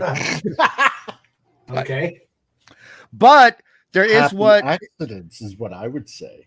Oh, they were very happy accidents. I mean, despite the animal skull collection for one of them, happy accidents. Yeah. And that's not a joke. And there is prog adjacent goth music. There's a lot of it. Okay. And you would not be surprised to know that a lot of these gothic women, okay, gothic, right.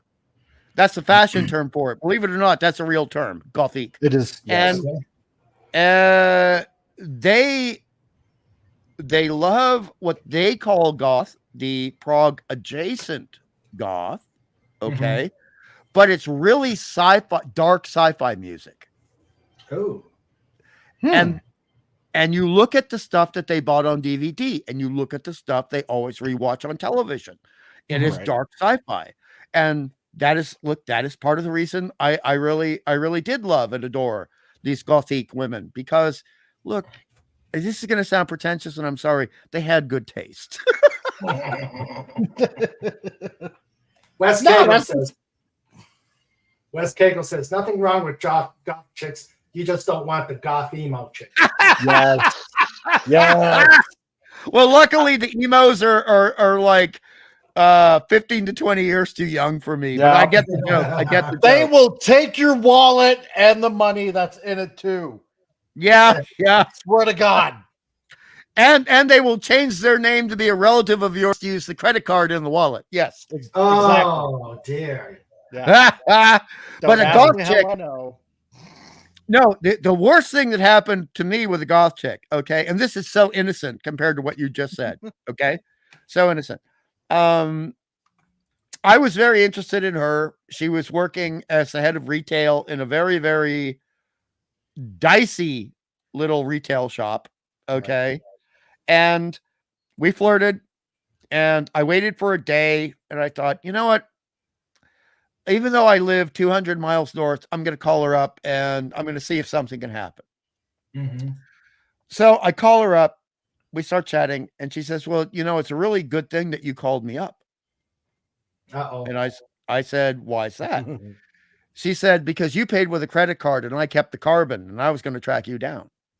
You'll have to explain that to the youngins. They don't know what a carbon means. Yeah. Wow.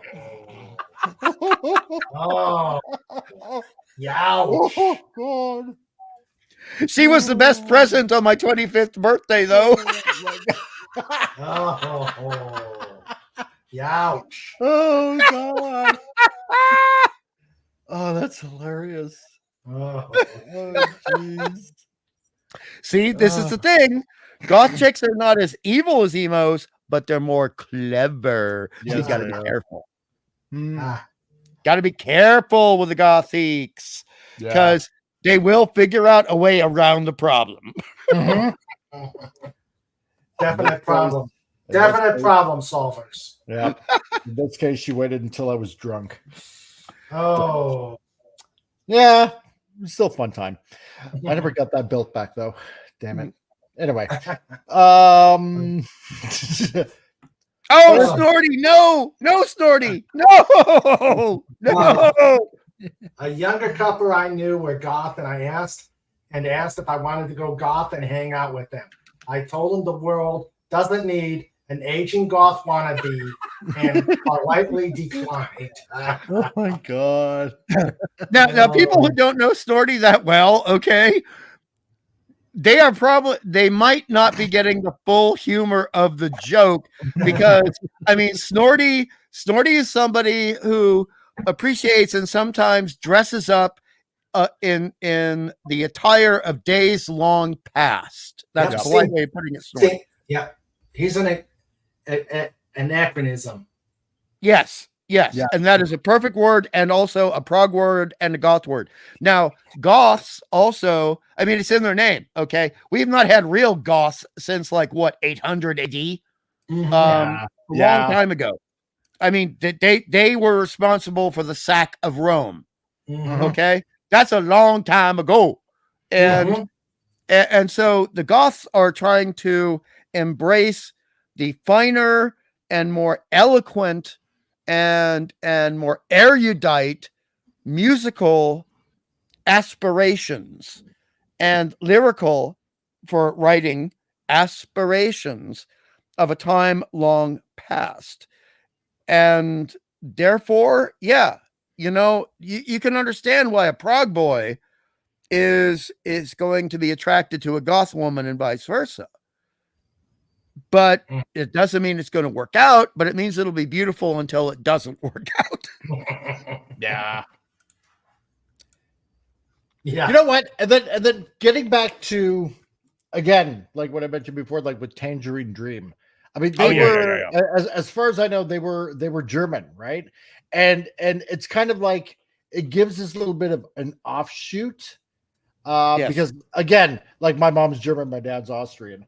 And it gives a bit of an offshoot to what they call the kraut music. Oh God, I hate that term, but yes. Yeah, I know, but or what was the other one? The other term that they call it, the cosmic, kind of like I forget what it's called in German, but cosmic music. There's a recent one you're gonna hate. Yeah. What? Okay. So you know with techno music, there's the term doof doof, like doof doof doof doof. Okay, so the recent one is Deutsch doof. Oh God! Oh really? Oh, this I gotta hear now. But look, the term is going to be erased and forgotten in about 3 weeks, so don't worry about it. But I know that's gonna get stuck in my head now. So, but I mean, I do love a lot of German music, right. and but then again, I love a lot of music from all over the planet, and that's the other great thing about Prog is about concept and theme, and therefore Prog is willing to look at everyone in almost a Star Trek TOS manner, Raymond, if you know what I mean, and say we will go wherever we need to go in order to get this song happening. Yeah. And I think it also expands even. How should I put it? Don't shoot me for mentioning this, but because I ended up getting into bands like Depeche Mode because they I'm not were going to going shoot you like, for that. Yeah, because they were going pretty experimental on top of that as well. Because for years they wouldn't use guitars or everything was like very synthetic in what they use for music, right? which was great. And it was just something different about it. And then later on, when I was getting into my my early 20s and whatnot, I was listening to a lot of like real not industrial music. And I'm not talking like, you know, 9-Inch Nails or anything like that. I'm talking like a lot of real actual industrial music, like Einstürzen Neubauten from Germany, you know, which literally was using hardware and metal and grinders and stuff like that to actually produce actual industrial music. And it's a very interesting road to end up going down, you know, as far as alternate music is concerned. So, you know, I agree 100%. And see, that is, and Raymond will agree. See, that is innovation. It's combining, combining physical engineering and the use of physical materials with the creation of the music. And that is the intellectual thought process, the creative thought process, which I revere and is so prevalent in proper goth music. Oh, we got some really good comments in the chat, Raymond. I just have to say that. FKHC says, I just got Blows Against the Empire by Jefferson Starship. Now that's a name I hadn't heard in it forever. Oh, wow. DJ saw Steve Hackett last fall, Emerson, Lake and Palmer, and yes, a few months back, and saw Peter Gabriel. Wow. I saw Emerson, Lake and Palmer in concert mid 90s. Right. The only time I got to see them, and they were awesome. Ostrogoths and Visigoths were Eastern Germanic tribes. West Cagle agrees. They're the ones that Visigoths and the Vandals were the ones that actually did the sacking of Rome. Yes. Yeah. I've been called a doof before, or was that doofus? Well, you know. Duff. No, not Duff. Duff. Yes, you got it. Peter Gabriel in Minneapolis last fall as well. Yeah, lovely. Hashtag Prog. Don't ask anybody about Kraftwerk. Don't. No Kraftwerk. Not today.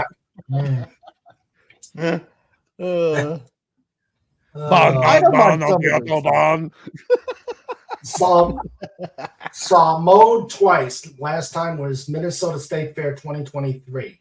Oh, lovely. Oh, did you? Dang. Duff. Okay.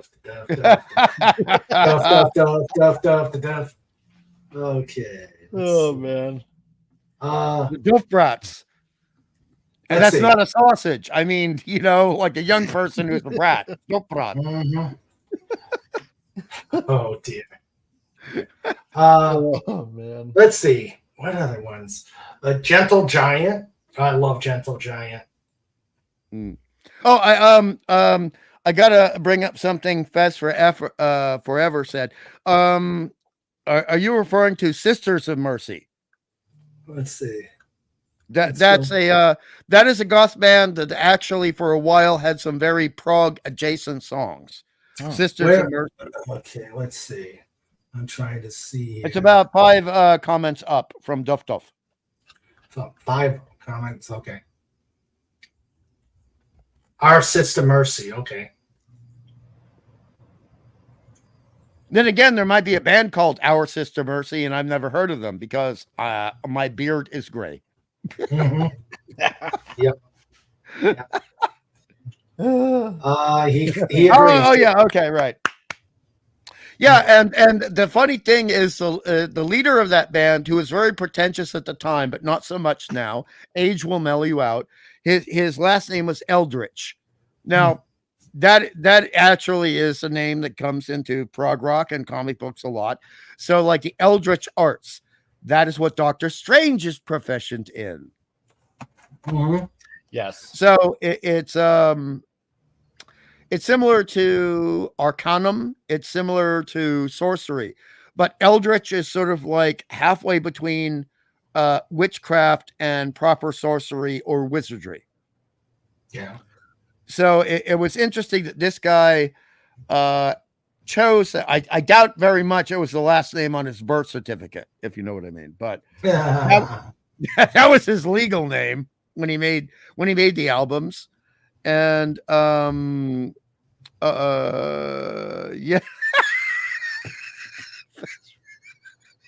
Sorry. Some Yes. I just get Okay. guys, you talk. I gotta mute. Okay. Let's see. Tim says, while not related of sorts, I enjoy listening to the Beatles channel show Dark Horse Radio, which is all things George Harrison related. Yeah. Oh, really? Yeah. I didn't know. George Harrison. George Harrison was the most underrated. That's true. I'll give it that. He came on his own after they broke up. That's right. Everybody forcing Ringo, but to the others, that was just awesome. In Dutch, duff means boring or uninteresting. I'm sure it's just a snuffles with amusement. Yeah, hail Snorty. Hail Snorty. This explains why Duff Beer in The Simpsons is named that way. I guess then a little bit of an oxymoron of sorts. Boring beer. Okay. All right. I've mentioned Gentle Giant twice, Hungry, and you've kind of glossed over. Don't you consider them prog? Sorry, can you repeat? My hearing's a bit bad today. Okay. Gentle Giant. What do you think of them? Are they prog? I would consider them rated G prog versus rated PG or PG-13 prog, and certainly not rated R prog. Okay. And that goes back to, look, I have to give you a real answer, otherwise you wouldn't want me on the damn show. The thing is that prog is, as you know, even if there are no lyrics, it is very thematic. And you can have a dark theme, you can have an extraordinarily light theme, and everything in between. So even if somebody is going with what I consider musically a light theme, that can still be prog. So my answer would be yes. Okay. All right. Here's one. Remember back in the 70s, Jeff Wayne did a rock opera version of War of the Worlds. I love it. Love it. Love it. Oh, I think I might have heard that from like ages ago. I think I remember that. That's awesome. I would My say first fiance had the vinyl. Ooh. And that would be, look, I know this is going to make me sound really fucking geeky, okay? But that would be a really romantic night with us when we would sit down on the couch and canoodle and be listening to that. And then we'd stop smooching and we'd start talking about the beauty of the construction of the songs, the mixing of the voiceover narration with the music. And when the Martians would make that noise, hey, remember that? Oh my God. It was beautiful. And it was also very frightening. It was a frightening album. I haven't heard that in forever. Oh my God. Richard Burton's narration. Yes. That's definitely prog. That is definitely prog. It's purest form. And Richard Burton is perfect for that stuff because he loves classic literature, and he accepted that War of the Worlds was classic literature. And I mean, Richard Burton, he actually played the psychologist in the film version of Equus. And one of my favorite roles of his, even though I despise the play, I've seen the play twice, hate it. But I love his role in it. And Richard Burton in that version of War of the Worlds, I'm getting goosebumps on my legs and arms now just remembering it. Yeah. Oh. And the album art. Yeah. Ray. Oh my God. Oh. See, now I'm gonna have to look that up. I'm gonna have to Google that up because Child up against the Thunder Child up against the the Martian War Machine is Yes. awesome. That is a beautiful painting. It's tragic and beautiful. Tragic Mhm. and beautiful. I mean, Yep. we were very lucky for one-celled animals to exist on our planet, which Yes, is, we were. and this is Yes. something that Okay. I Yeah. looked it up. Yes, I remember that one. Oh my god. I love that cover. It is so rock. You know? Yeah. I love And it. inspiring. Yes. And it's just melting, disintegrating this warship. You know, it's just Yep. powerful. Oh, I love and the Farewell. buggy eyes. Yeah. Farewell, I love that. Thunder Child. Farewell, Thunder Child. nice. Oh, I'm gonna have to listen to this again. Yes. I do believe I don't know if it was taken down recently, but the entire album was on YouTube as of a year ago. Oh, I got it. I have it on my phone.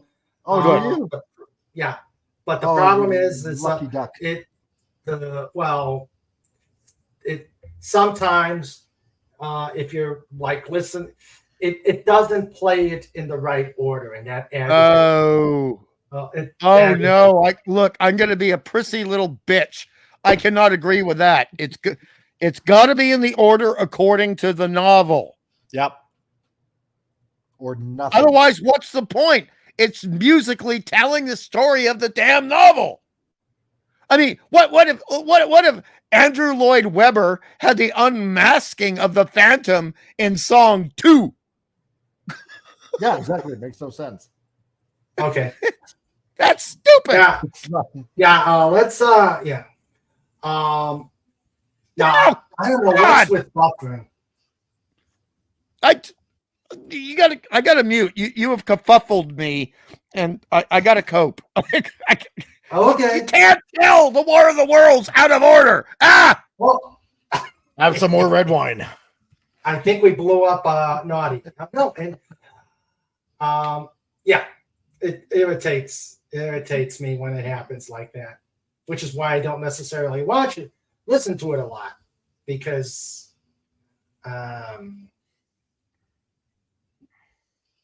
yeah. Oh dear.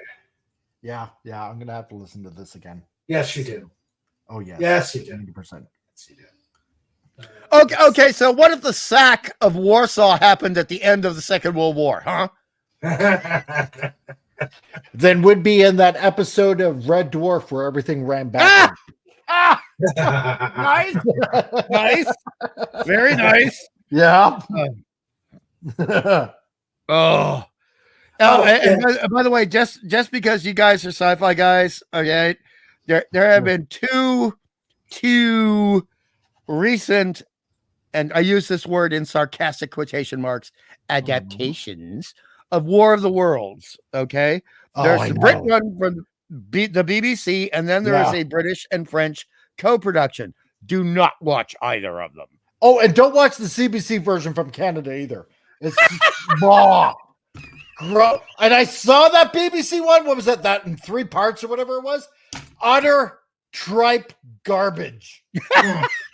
What the actual F?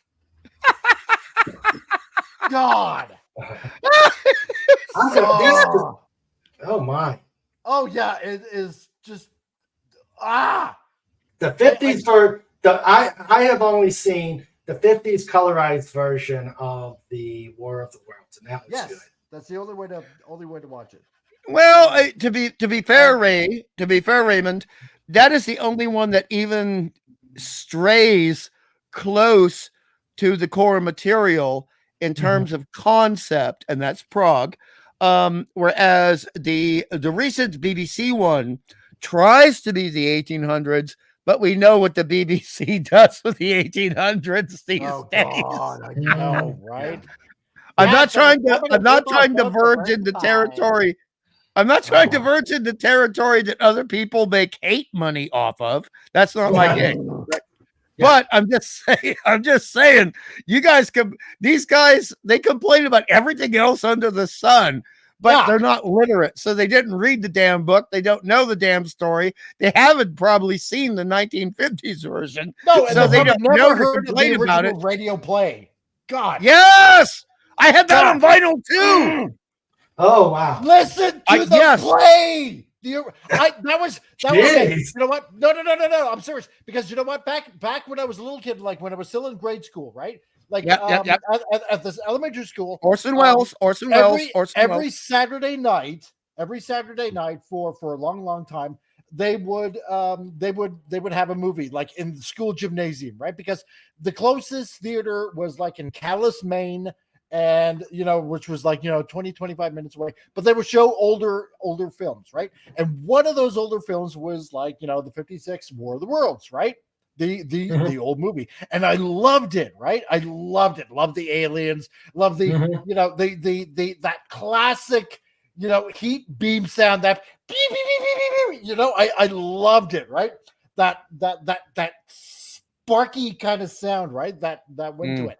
And I love the aliens that were in it, and it was great. And so I hung out a lot at the library in town. And usually, like I would get like cassette or an album to play on the hi-fi at home. And one of the ones that I came across was in cassette form, the radio play by Orson Welles. Right. And I'm like, oh, well, I saw the movie. I'll listen to this. And it said the original radio broadcast, War of the Worlds by H.G. Wells, and it just hooked me. I'm like, oh, well, this is the original. I want to listen to the original. And so I listened to it and I loved it. And so my bar is set by the original radio play. Does it follow that original story, any of the movies that come after that? And I'm willing to forgive, the very first, the 56 movie, because that was the first one that I saw, and it grabbed me. And the technology was limited. They could only do so much. Exactly. But it followed pretty close to the story, which wasn't too bad. Very much. Falling in a farmer's field, blah, blah, blah, blah, blah, right? And the Spielberg one, it's a bit forgivable because it is, it is Spielberg. It is set a little bit in modern times, blah, blah, blah. So I don't mind it as much. But everything else, like the one from the BBC and the one on the BBC and everything else is like, oh, God. Well, and this is going to be poke my eyes out with an ice pick. Oh. This is going to be something that Raymond will understand, but you, as a growing illustrator, will really understand. Okay. Yeah. So when you read the book, and this is my problem with every film version, not the radio play, right, which was accurate, but the depiction of the Martians. They are basically they're basically nasty octopoids. They're basically cephalopods. They are octopuses who are coming to Earth to eat us. Okay. Yes. And it is made quite plain that they are using us for sustenance in the book. Yeah. Yep. It is made quite plain. But there has been no film or television version that depicts them in this disgusting, demoniac octopoid way. Right. Which was so disgusting and disturbing to people of the 1800s. Yeah. Because people in Britain had never seen a bloody octopus. You talk to a Greek in the 1880s, yeah, sure. Oh, yeah. They eat it for lunch. They eat the octopus for lunch. So it's not going to scare them. But the octopus to a Northern European is going to be revolting and alien and scary. Mm-hmm. But we did not get that. I mean, this is my one complaint with the 56 movie. Okay. Yeah. The problem is, yes, they were alien, but they weren't that scary. They were kind of a little bit cute. Sort of. Yeah. Well, when I I mean, was a kid, I found it a little bit terrifying. You know, this, you know, with the gangly arms in there. Oh, the shaking. hands were disgusting. The hands, yeah, and I think, yeah. and they had the suckers on the fingers, which I Yes. think was like, okay, we're not going to do an octopus. We'll put a little bit of an octopus element into Yeah, it. an illusion know? to it. Yeah. But yeah, illusion, good word, excellent Scrabble word. Plus, on top of that, you could only show, you know, so much, you know, in the 50s.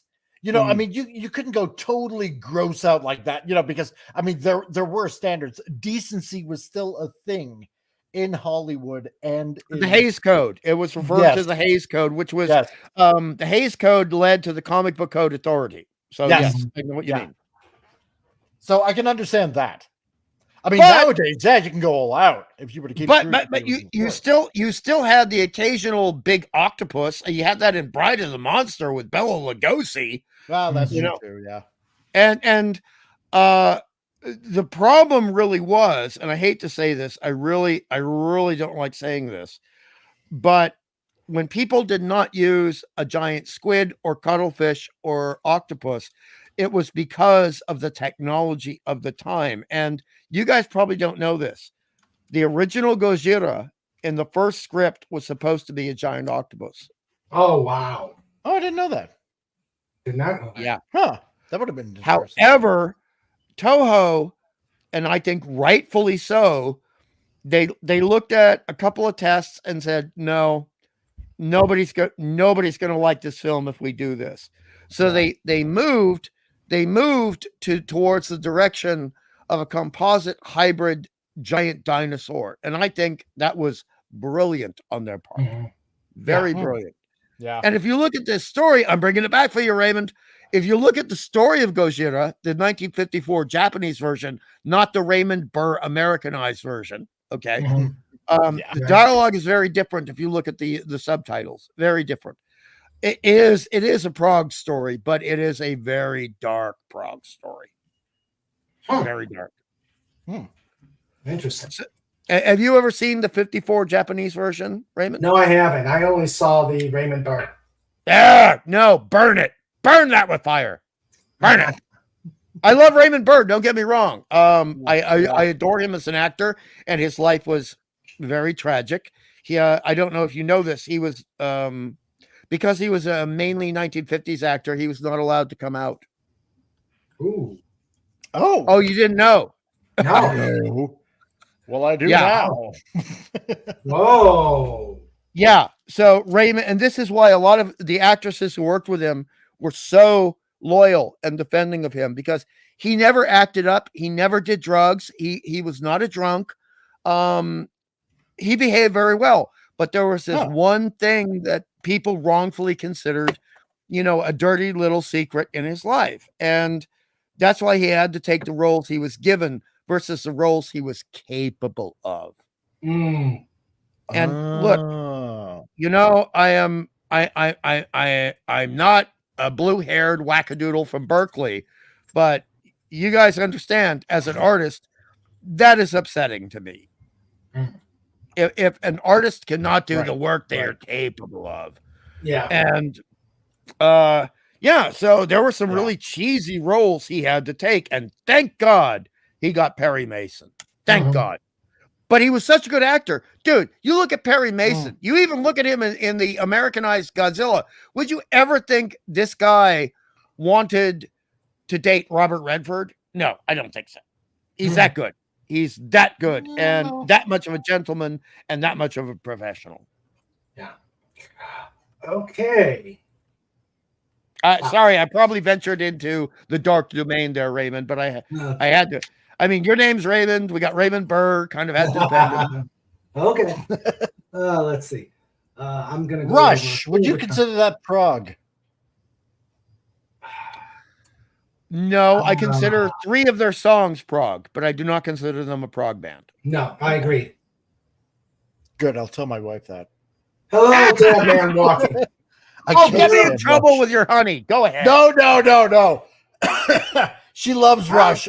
Me, not so much. Hello, dead man walking. Yo, dead man. Okay. Hello, Deadman. Hello, Bison Buddy. Hello. Hello. Let's see. Sandra says, let's see. I've yet to see a movie that lives up to the book. Well, I think we've agreed that that's true. Exactly. That's true. That honestly is very rare, Sandra. That is very rare. And it's so rare that I know I've seen two, but I can't bring them to mind.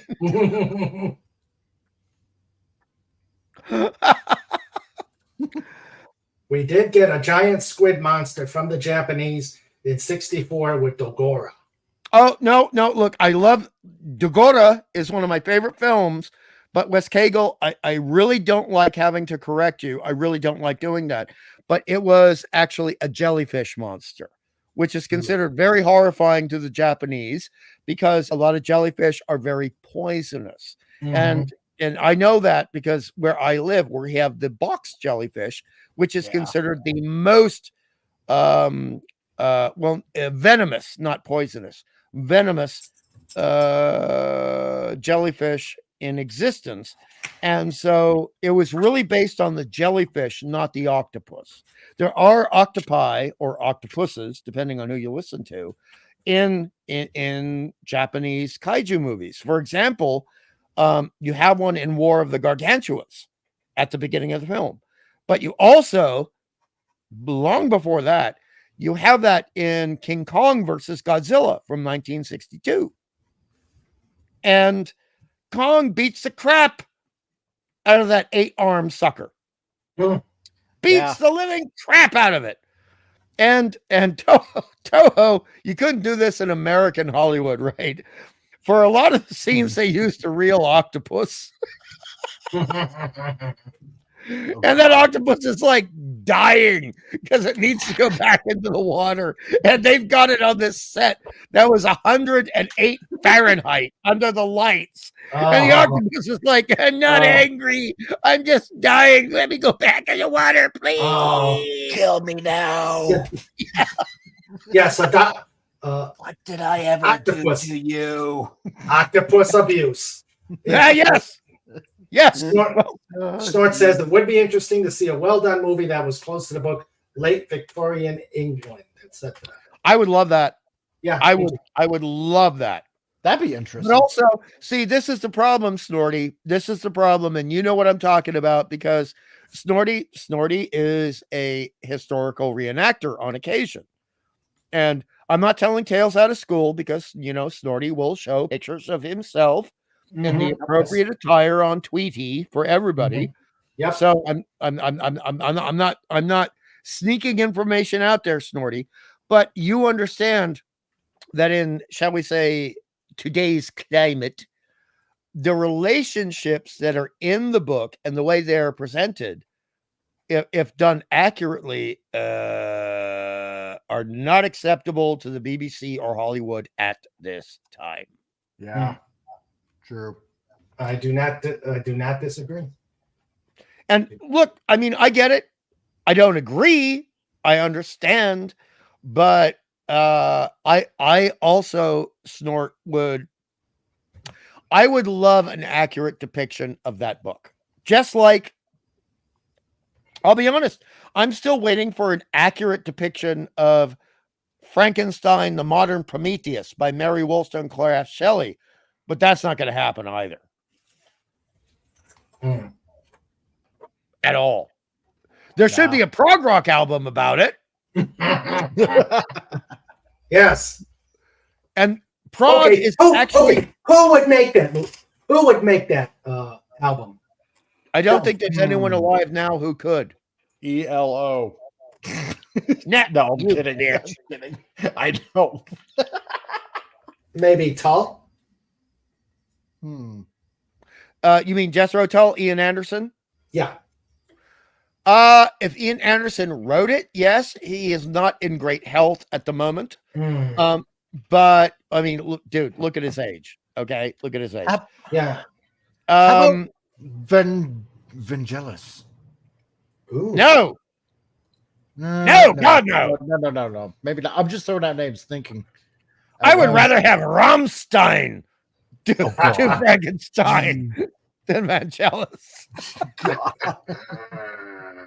That was a joke. That was a joke, Raymond. Don't groan too loud. I'm not. Oh dear. Not externally, at least.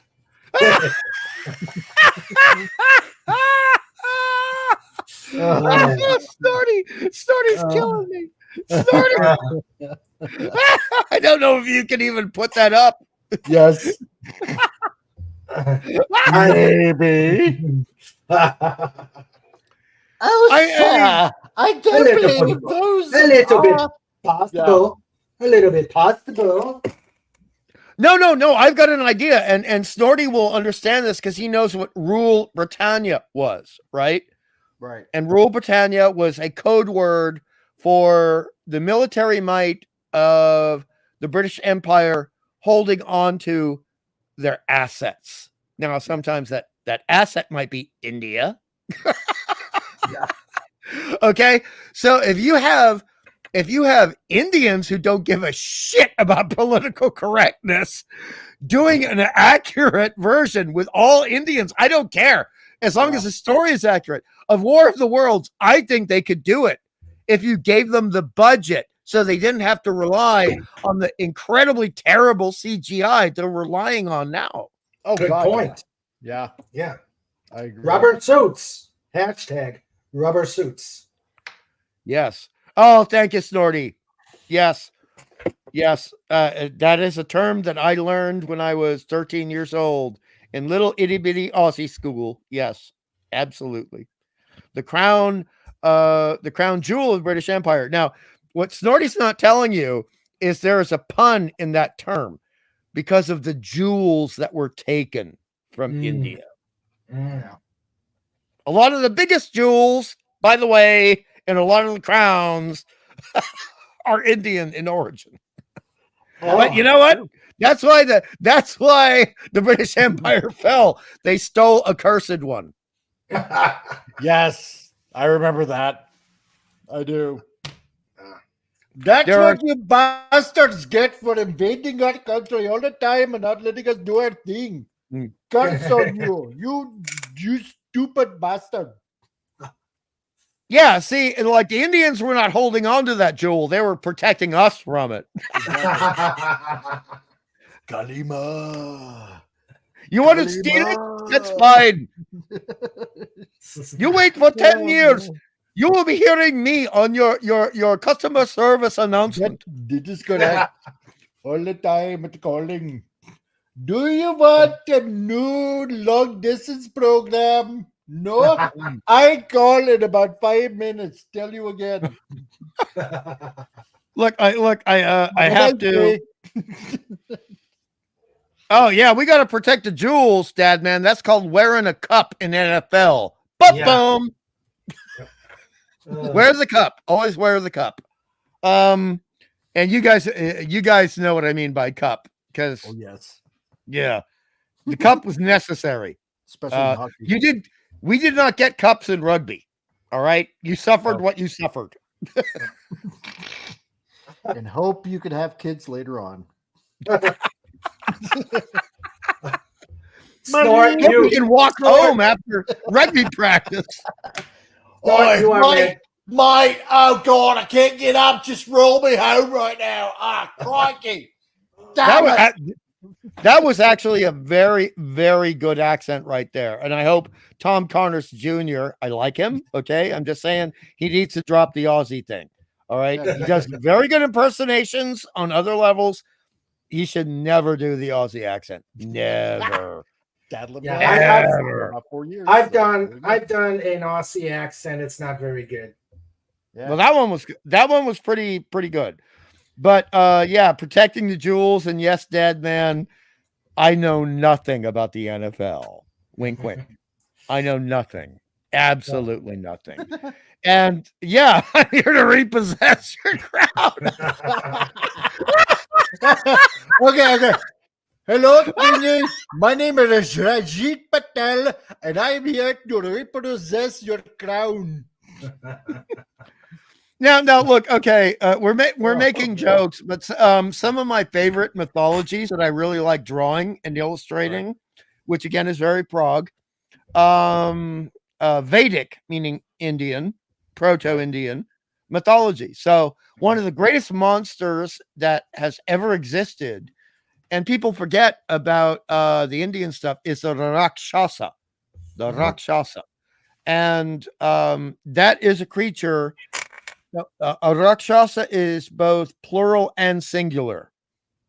So you might meet a Rakshasa, but you might meet 10 Rakshasa, right?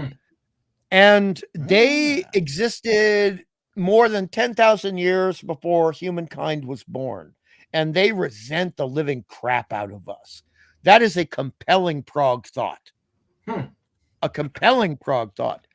And they are equal. They're equal in magical, arcane, and eldritch. Yes, I remember the fact I said this an hour ago. Eldritch power to a jinn in the Arabic myths. Oh. You do not mess with a Rakshasa. And the older they are, the more powerful they become. Because the Vedic people believe in acquisition of knowledge. Look, there's a reason I'm so happy to be around them. And there's a reason why. Oh my God, the women. Wow. Yeah. Wow. The Vedic women. Holy crap. That's kind of funny because I named one of those. What was it? Kapalinka. Yeah, from that kind of mythology, because I had to name one of the commissions that I did for a third-party company, and usually I will pull from mythology when it comes to names. Yeah, and one of them was actually from East Indian mythology, and one of the names that I used was Kapalinka, which was a very evil being. So, yeah, no, I'm kind of glad to hear that. Yeah, because sometimes I think along the same names when it comes to naming things. I like to pull from mythology like that. Well, I honestly, so it is the mythology from more than 2,000 years ago is the cradle from which we are all culturally born. Yeah. And I don't mean to sound deep there, but the thing is, we do have a history longer than 2,000 years. Oh, yeah, for sure. And we have no choice about that. So the only thing I ask is that people do not say, okay, the Nordic mythology is the only one that matters. The Gaelic mythology is the only one that matters. The Vedic mythology is the only one that matters. The Arabic and Middle Eastern mythologies are the only ones that matter. Or the Polynesian. The Polynesian mythologies go back very long way. Yeah. I've illustrated Polynesian gods and bad ones as well as good ones. This again, we're going to stick to Prog. Prog means looking at everything of intellectual benefit, good or bad, and presenting it in a delightful, possibly scary, possibly illuminating musical context. Would you agree, Raymond? Yes. Well, that was a Spartan answer. We have the Spartan no. Raymond has given us the Spartan yes. Yeah.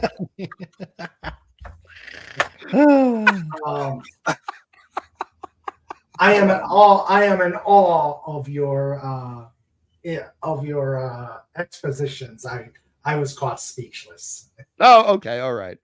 Yeah. I'll take the compliment, but I got the Irish Catholic in me, and it's hard to take a compliment, but I'll do it. Here's a question: Jimi Hendrix. Okay. Prog? Good, but not Prog. No, right. Good, but not Prog. He's the guitar god, but not Prog. I will say, okay, he's not Prog. I will say that he ventures into the Baroque, not Rococo. So he does pay attention to detail, but he puts a lot of the Americanism Yeah, into because the I'm thinking, detail. because I'm thinking it kind of veers into the kind of psychedelic type sound. You know that Separate genre. Yeah, I suppose. Psychedelic is separate. Well, yeah, okay, all right. Because I'm thinking You know I get fussy on experimental. my genres, dude. Yeah, You know I yeah, do that. yeah. Because I'm thinking experimental sounds, psychedelic. Is would it be like considered a branch of prog then? Well, no. It's not a branch. It's not about that. And I think Raymond might agree. Okay, there are two cars driving on the same highway in two lanes. Okay. And one car occasionally speeds up and goes into the left lane, then pulls back, and then the other car speeds up and goes into the right lane, True. and then pulls back. They sometimes drive in each other's lane, but that doesn't mean they're the same car. Good point. Okay. No, Very that's good cool. point. That's cool. Fez Forever says Hendrix was blue. That I agree with. All right. Blues with a lot of influence from the culture that took from his culture. And look, if somebody steals something from you and you steal it back, good. Good. Mhm. True. Okay, so if somebody steals the blues and they make rock and roll from it, and you say, all right, Whitey, I'm going to look at what you Europeans in London are doing. I'm going to take some of that. No problem. No, please, All right. Massa. Don't be taking that from me. I only got No. so much. That's a bad joke. That's a bad joke. No. No, I know. I know. Let's I didn't mean it like that. Imitation is flattery. I have You the went objection Cartman button. I think on this note, though, Friday Night Frolic starts in 30 minutes, so we need to start wrapping this up. Oh, okay. All right. I'm sorry I kept blathering too much. I apologize. No, that's but- okay. So I think at this point it is time for Shout outs. It's time for show notes. It's time for show notes. Yeah, with Mr. Raven and Sandra too. It's time for show notes. We're bringing it on. It's time for show notes. You've all been warned. It's time for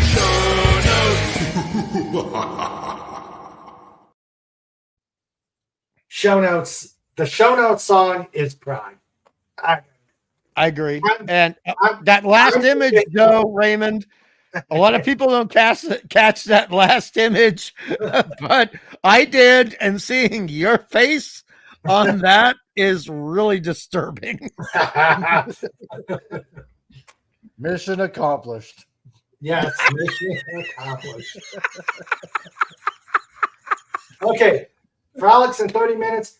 Everybody who's going to Frolics, please mention Pod Raid. Mention a Pod Raid.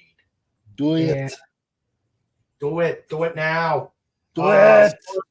Snort says, take care, baby. Human, dolphin, doggo, Dalek, ferret, eagle, hedgehog, and leafy sea dragon. Copyright TM, a wholly owned subsidiary of King Dolphin. Ooh, Leafy Sea Dragon. That's a great name. Mhm. I agree. All We right. need a frog song about a leafy sea dragon, damn it. Oh, yeah. Snort, let's make it happen. Let's see. DJ Play Night says, be safe, have fun, take care of the crew, and rock. Yes, rock. All right. So, show notes. Get my trusty King Dolphin calendar here. A lot of stuff coming up. Tomorrow is episode 300. 300 of these shows have been made, and everybody has enjoyed them, I hope. So, yes, episode 300 out there tomorrow. Let's see. Next week starts our 2-part series on aircraft maintenance. Oh, dear God. I have a A&P student who will be coming on on Wednesday with the path to being a AMP, airframe and power plant. And the weekend after, we will go with a fully qualified AMP who also has the inspection authority. They're not from Boeing. wow. are No, not from Boeing. they? Okay. This guy's good. I will say that. Not from I will Boeing. say This is good. Yes. There will be no show on the 28th. I am on an away mission, so good. it will be a Sunday show. It will be a Sunday show on the 29th. Let's see. On the 5th, we're going to have a Just Cause where we help celebrate Dalek's birthday. Yay! Hurrah. And on October 9th, we're going to, you could tell the theme's coming up. I'm going to have a pilot on who's going to talk about flying turtles for charity. Oh, Gamera. Okay. No. Not Gamera. Not Gamera. These turtles are helpless. You said a flying turtle, so look. I was a little bit antsy when you talked about people working on planes because I actually dated someone who worked on the engines of fighter planes. She was a tough chick, dude. You could say she got you revved up. Yeah. Yes, you did. Yes, you did. Snort says, right song, Puff the Leafy Sea Dragon. Yay! Well, there we go. I'm sure we may even be able to debut that on a Just Cause. There we go. Would go. That would work. Let's see. Anything else? Just Cause on every Saturday, unless I'm on an away mission. And big stuff coming up. On October 26th will be the October dates are really well on October the anniversary. Oh wait, that's right. Okay. The 3-year anniversary of King Dolphin TV. We started on October 23rd, but this show is too big for just a 2-hour thing. So we're gonna make the 26th the combined. Oh, we're gonna do this as usual. It's going to be the combined King Dolphin TV 3rd year anniversary, my birthday, and we're going to celebrate Trike's birthday on that same day. Nice. So it's going to be a double birthday and the anniversary of King Dolphin TV. So big October coming up. Lots of stuff happening. You guys made it happen. Let's enjoy the ride. And Good plan. yes, I love it. So yes. So that is show notes through October. And I'm starting to think about I've got to start planning for our Veterans Day show coming up on the 11th of November. So we got a lot of things going on at the pod. I hope you guys continue to enjoy the ride. We're at over 1,000 subscribers. Thank you all for that. And let's just enjoy the ride. And so that is show notes. It's time for show notes. It's time for show notes. Yeah, with Mr. Raven and Sandra too. It's time for show notes. We're bringing it on. It's time for show notes. You've all been warned. It's time for show notes. Oh, and one thing that I neglected to show on one thing I neglected to show on show notes, but it is coming up. It will happen. I'm going to plug it now. I'm going to plug it now. We'll talk more about it tomorrow, but where is it? Hold on. Let me plug it.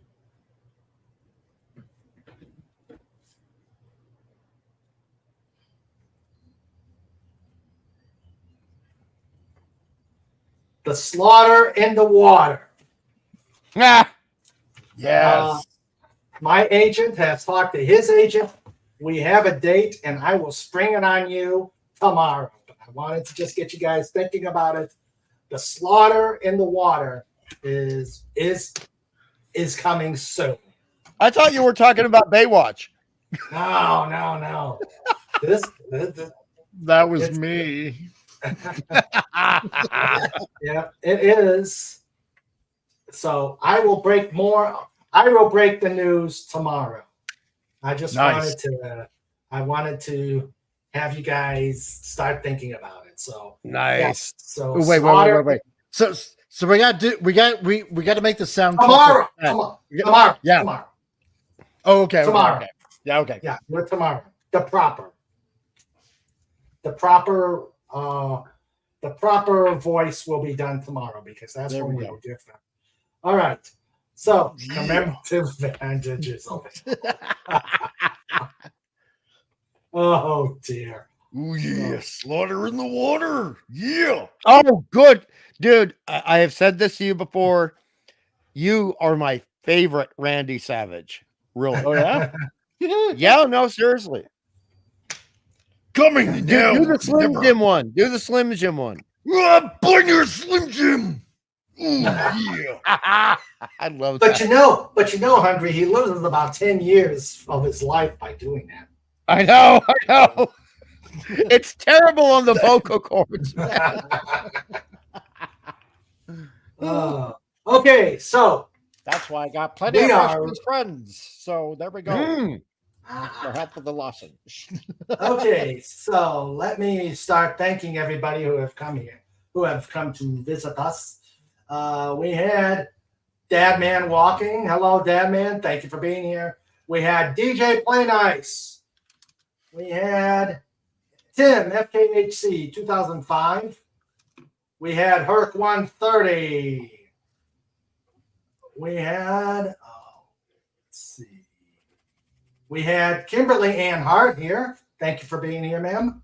Hello. We had Orville Nation was visiting, and the Outcast Creative. Thank you both.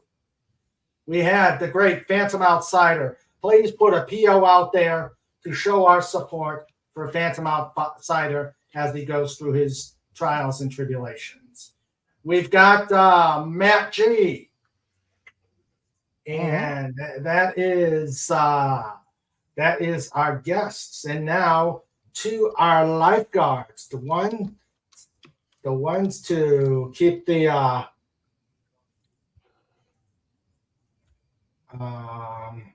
let's see. Oh, Wow. Sandra's mom is the 28th. She turns 89 this year. Wow. Oh, yeah. well, happy birthday What to are your this? mom, Sandra. Yes, put an SM out there. Yeah, I'll tell you what, she's a tough lady. Mm. You don't mess with her mom. She's got a stick and she knows how to use it. That's right. For all the moms out there, I learned this from my mom. They're always 29. Yes. Let's see. Starts is the 28th of September. Oh, Yeah. happy Oh, birthday. happy birthday, Tony. Okay, so now thank the lifeguards here.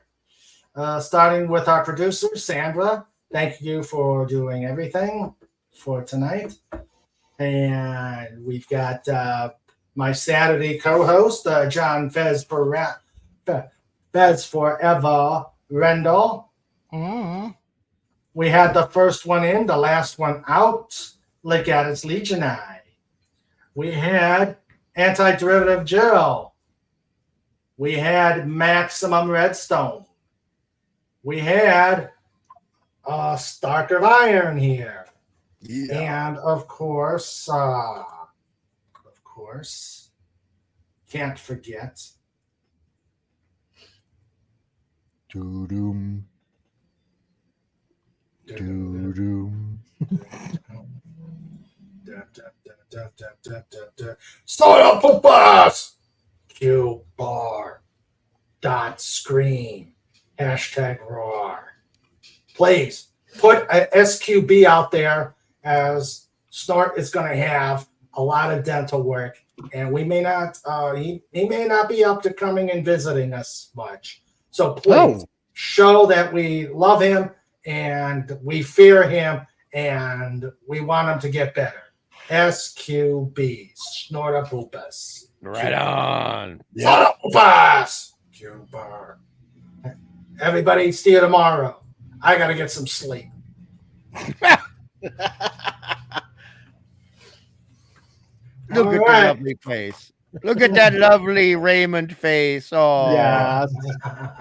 He's such a All right. sweetheart. Boogie bully. My little boobala. Well, yeah, my grandmother used to play with my chubby cheeks. Okay.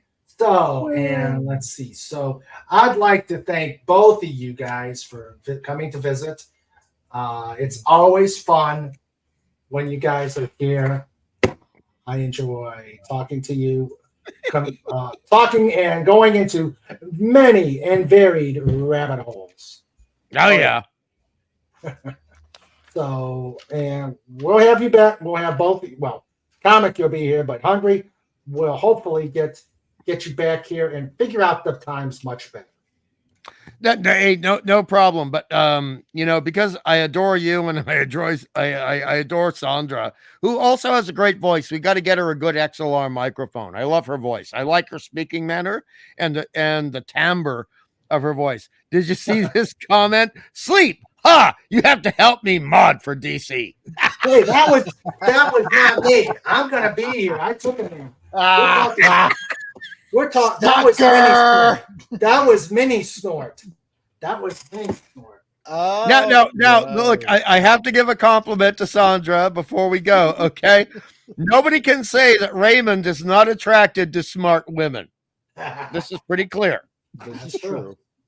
Yep. She says, LOL, me on camera. No, not on camera if you don't want to be, just on mic. Just on mic for the voice. Yeah. Audio, baby. Audio. She can do that. All right, guys. Again, thank you very much. This was another great show, and hope we'll have to do this again. Indeed. Yeah. There will never be an end to the need to promote Prog. Yeah, I did. Agreed totally. That says Cooking with Sandra. Yay. Yeah. We need it is close to Cooking with Sandra season. Yep. Yeah. Oh, all right, guys. For pleasure. Oh my God. Yes. Okay. Don't forget that if you're visiting Friday Night Frolics, that you make sure you do a pod raid. Keep sending your prayers for me. Keep sending your prayers for me that way, because I'm hoping my result is negative. Good. And I don't have to deal with any that I don't have to deal with any treatment or whatnot. So if you want, put an RF out there. So everybody, you have a good night. We will see you tomorrow for Just Cuz, our 300th episode. We are Legion. We are Legion. Love you all. Take care. See ya.